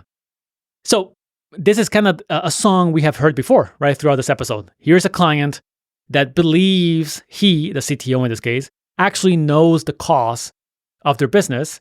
But when someone dives in with enough time and effort, they find out that's not the case. So this might be simplistic. This might be, we might say, every company should be able to do it, but clearly that's not the case, right? This is a major bank. And it took someone like McKinsey to be able to run through all the data to find out if they were actually truly getting the best deal possible. Now, once when Mitt Romney was actually running for president against Obama, he talked about, he would actually bring McKinsey on board to help reorganize the White House. Now, McKinsey actually did some of this reorganization back for Eisenhower. This is back in the 50s. So there's some possibility there. McKinsey was also on the ground when General Motors really sort of drove itself into the ground. This is the 1980s. We saw that General Motors became dominant in the late 1920s. And then by the 1980s, they really struggled to deal with the Japanese competition. McKinsey's were the advisors of Kmart when the retailer ran into issues. There's some evidence that some of the recommendations for Swiss Air led to the collapse of the company. On the other hand, former McKinsey consultants have argued that some of the work at General Electric actually laid the groundwork for Jack Welch. That is, if McKinsey hadn't done some of the reorganization for General Electric, then Jack Welch would have not been able to do any of the strategic planning that really made Jack Welch famous. There's also a couple of signature engagements that McKinsey has worked on. In 1973, they worked on an electronic coding project for Heinz, and that work led to the creation of the universal product barcode for food. So whenever you pick up some can in the supermarket and you look at the barcode, just know that McKinsey was involved in that. Some of the McKinsey research had predicted that the barcode would revolutionize the grocery business, and of course, it went on to do that. Now we have another organization here called Mellon Bank, and its chairman, Frank Cahoot, paid McKinsey about $60 million over a 6-year period, but he estimated that the return on that expense was at least 20 times as much. And that McKinsey helped him really deliver on the strategy that he wanted to do when he joined the company. Another project where McKinsey stood out is a public sector project, this time for the Scottish Developmental Agency. The project focused on Glasgow, the Scottish city, and at the time it was sort of stuck with high unemployment and crime. And McKinsey helped the city develop a survival strategy for the city. They came up with lots of ideas for how to encourage tourism, how to shift away from a manufacturing economy to more of a service economy, and how to sort of establish the right values for the city. About 5 years after McKinsey was involved here, Glasgow was actually named the 1990 European City of Culture. Now, on the negative side, McKinsey was involved with Apple when John Scully was there. And of course, we know John Scully did not do well. He would eventually be fired by Steve Jobs. This is also an argument you hear today, especially, that McKinsey has not been involved in the big successes of our era, which are effectively the tech companies. They were not, they did not help Amazon or Microsoft or Google to become who they are. And perhaps it seems like the winners from the McKinsey work are old school, American Express, AT&T, Citibank, Merrill Lynch. This is an intriguing argument as well. It could be that perhaps McKinsey's work, as we have seen it before with the reorganization, the M-Form and so forth, the strategy in the 70s, perhaps benefits established companies more than upstarts. So perhaps a McKinsey cannot really help an upstart Google become dominant. It can only help an established company maintain their dominance or refine the dominance, but this is just a theory, right? Nonetheless, the dominance of tech companies today and the absence of McKinsey during critical moments in the history of those companies is strong evidence against McKinsey today in particular. And now McKinsey has eventually worked with some of the tech companies like Microsoft, but they work with them typically much later on once they were established. Journalists for The New Yorker wrote that McKinsey had really captured sort of the zeitgeist of the moment during the 50s, 60s, and perhaps even through the 70s and 80s. Just like the CIA did the same thing during the 1950s, during the Cold War. The Peace Corps did it during the 1960s, and First Boston during the 1980s. Now, we saw before that, today McKinsey's revenues come primarily from repeat clients. I've seen estimates as high as 85%. So it is clear that at least for the clients themselves, there is value and there's continual value to be paying to McKinsey. That may be perhaps the ultimate metric and benchmark for McKinsey, that their ongoing work with repeat clients is consistent. I came across this metaphor during my research where it said that a doctor could perform 1,000 successful operations, but everyone remembers the one where his scalpel slipped. This may be, again, another intriguing way to think about this, where it is clear that McKinsey has worked now on thousands of projects over its nearly 100-year history. What percentage are failures? What percentage are the end runs? And what percentage are the winners? I don't have this data, but you can find enough, and it's likely enough volume that you can make any case you want. You can find the negatives and say, here's what they did at General Motors, here's what they did at Enron, and you can find the positives. Here's what they did at General Electric, here's what they did at the Royal Dutch Shell Company. So perhaps this is one of those cases where whatever you want, you can support it, but that also means that there's no simple answers, just nuance, which is really the goal of this episode. What is the nuanced view of McKinsey during a specific point in time, and how can we come to terms with the paradox of management consultant? Now, McKinsey is what some people describe as a CEO factory. By 2000, there were more than 19,000 living professional alumni of the firm, ex-McKinsey individuals. And we saw before that being ex-McKinsey is something to be proud of. When you're counseled out of the company, you leave on good terms for the vast majority of people. Now, more than 70 past and present CEOs of Fortune 500 companies are McKinsey alumni. There was a study done in 2008 by USA Today that the odds of a McKinsey employee becoming a CEO at a public company were 1 in 690, which the study calculated was the best in the world. The closest rival was Deloitte at 1 in 2150. So McKinsey is certainly the most efficient producer of CEOs the world has ever seen. Perhaps the only rival to this might be Harvard Business School, and we know the overlap between those is quite high. Now, the McKinsey network is really seen as perhaps the most powerful network in business. This ability to be able to tap into this wide range of experts on nearly everything. Whatever you need, you're likely going to find it inside McKinsey. Even once you're out and you're an alumni, you're able to tap into this incredible network. So really, if you were an individual today that you have hopes of one day running a big company, you want to be the CEO of American Express or Delta or Google, probably your best odds are to eventually join McKinsey. Now, you will also do other things. You will most likely go to an Ivy League school.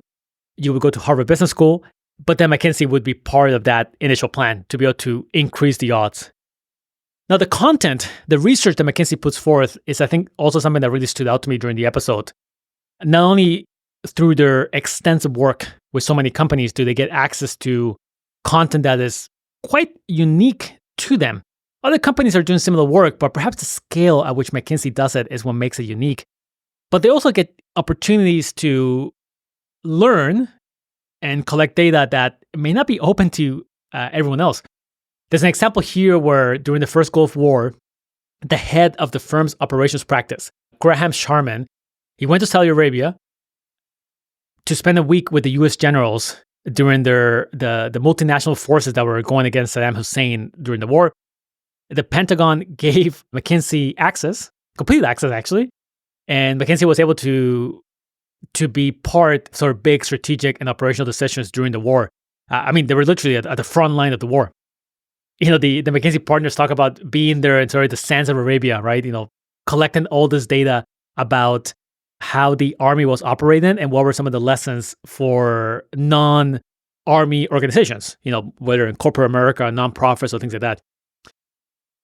And, after the war, one of the three-star generals wrote a book for Harvard Business Press, the management lessons from the Gulf War. But even the individuals who were reviewing the book, for example, at Business Week, would read the book and say, you know what? If you want the true insights, you might as well go read the McKinsey quarterly article that McKinsey wrote about this. So these kind of opportunities are uniquely available to McKinsey, right? Their history, the prestige, the brand allows them to get this. And as they get this information, it makes them even more valuable, more prestigious. So there's a cycle here, right, that continues to build on itself. Now, ex-McKinsey individuals, of course, go on to lead other companies, not just as CEOs, but as divisional presidents, and they go to work in all kinds of companies. And some individuals are quite honest about the things they would hire McKinsey for.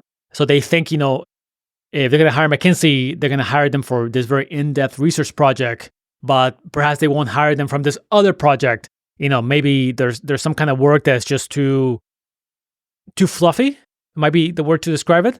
So we do see this as well, right? From ex-McKinsey individuals saying, you know what, here's what the firm is really good at. And if I have a budget as a divisional president, here's how we spend it, but I will not do this other thing. We also have to talk about a little bit about the clients themselves, right? McKinsey's coming into some of the largest companies, and the companies aren't always open to ideas. We have to recognize this fact. A great example here are really the auto manufacturers, right? In the Polaroid episode, we talked about this acronym called the NIH, the Not Invented Here, which the Polaroid engineers embrace. And it was sort of their way of saying, you know what, we know the best way to do this, and we don't need any external help to do it. Now, the NIH acronym is also commonly attributed to Detroit and the auto manufacturers with the same idea, not invented here, right? It wasn't invented here in Detroit, so we don't care for it. Now, when the Japanese manufacturers became dominant, like Toyota, NIH became a bit of an issue because now you had another company who was legitimately good at what they do. So some of the work McKinsey did for other manufacturers, and we can look at General Motors in particular, I think suffer from some of this limitation, right? The culture of the manufacturers was perhaps not ideal for the sharing of knowledge and external ideas of how they could do things better. Also, perhaps some of the industry itself is limited, right? When McKinsey would talk to the auto manufacturers about customers, the companies would say, what are you talking about? There's laws in every U.S. state that prohibit automakers from selling a car directly to a customer. The sale had to go through a dealer. So really, the customer for the auto manufacturer is a dealer. But if the dealer is a customer, then one can start to imagine all the ways in which that relationship can go wrong if the needs of the customer changes. McKinsey may also want to talk about costs and how the auto manufacturer could decrease costs. But then the auto manufacturer may say, you know what? Yes, we could reduce costs, but you know what? We prefer to have a few more years of peace with the United Auto Workers Union. So we're going to sign this deal, even though the deal doesn't kind of make sense economically. We're going to sign this deal, and the next CEO down the road will have to deal with it. So some of the clients, we have to admit, may not have been an ideal fit for the kind of value that McKinsey could bring. Now, perhaps McKinsey could be better at saying no. There's examples of Marvin Bower trying to find this balance of how you say no to the wrong clients. But if there's enough money, or perhaps even if the challenge is alluring enough, you remember, right? We have to, McKinsey's sort of full of very smart and driven people. And perhaps this initial reluctance from a client could just be seen as a challenge in and itself. We can help this client change their mind if we give them enough data and information. Now, the final example I have here is more humorous. There was a McKinsey consultant who recalls a strategy that was done for a client in the New York office, and he had 2 slides.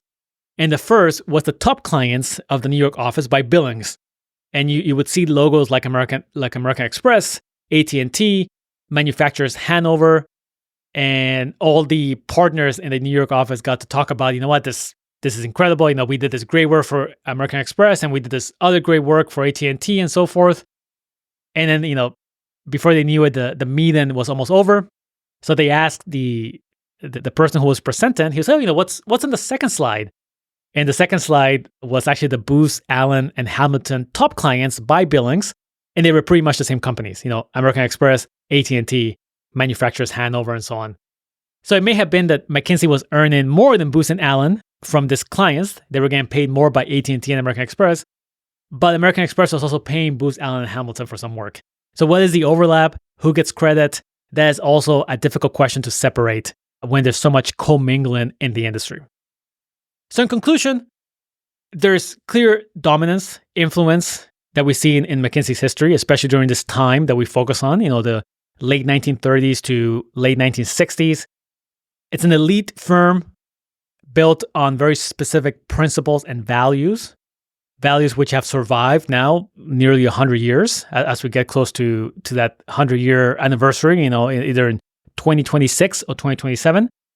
And the story is just incredible. And for our perspective, there's a clear impact and shaping of the modern world that we see through the work that McKinsey has done through many of its clients.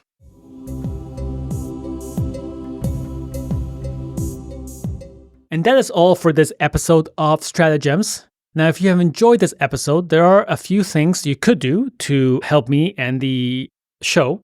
First, it would be great if you can leave a review in the Apple Podcast Store. It takes less than 60 seconds. There is a link in the description of the episode that you can open in your app or on your computer, which will take you to the page in Apple Podcasts, and you can type in your review, just your thoughts about what you have thought about this episode or other episodes you may have listened. Highly appreciate you taking the time to go through this. Second, I'd love to hear your comments and questions. You can find my email on the website itself. And you can just send me those along the way. Always happy to hear what you're thinking as you listen through this long episodes on different companies. And third, be sure to check out the bonus content for the episode. There's all these things I come across during my research. During the Polaroid episode, there were all these videos and images. Same with Boeing and Sears. So there's going to be several links and content in the bonus page for this episode. So I highly recommend you check them out. It really gives you more nuance for the story and kind of, I think, rounds the story quite nicely, if we're being honest. This is primarily audio, but the bonus content can then give you either more written text or video and stuff like that. So I always really enjoy putting together that bonus content. And I think it's a great way to conclude the episode you just listened to. You're also going to find a link to a newsletter that goes along with the podcast. I send articles typically in between episodes. Right now we're going about every 6 weeks between episodes. So the next one will be live sometime at the end of November. So the newsletter might have some articles in between there with some of the ideas either from previous episodes or the current episode I'm recording. So if that's something of interest to you, check that out. You can subscribe there with your email. Again, just click any of the links in the episode itself and you'll get taken to the home of the podcast where you can do the subscription.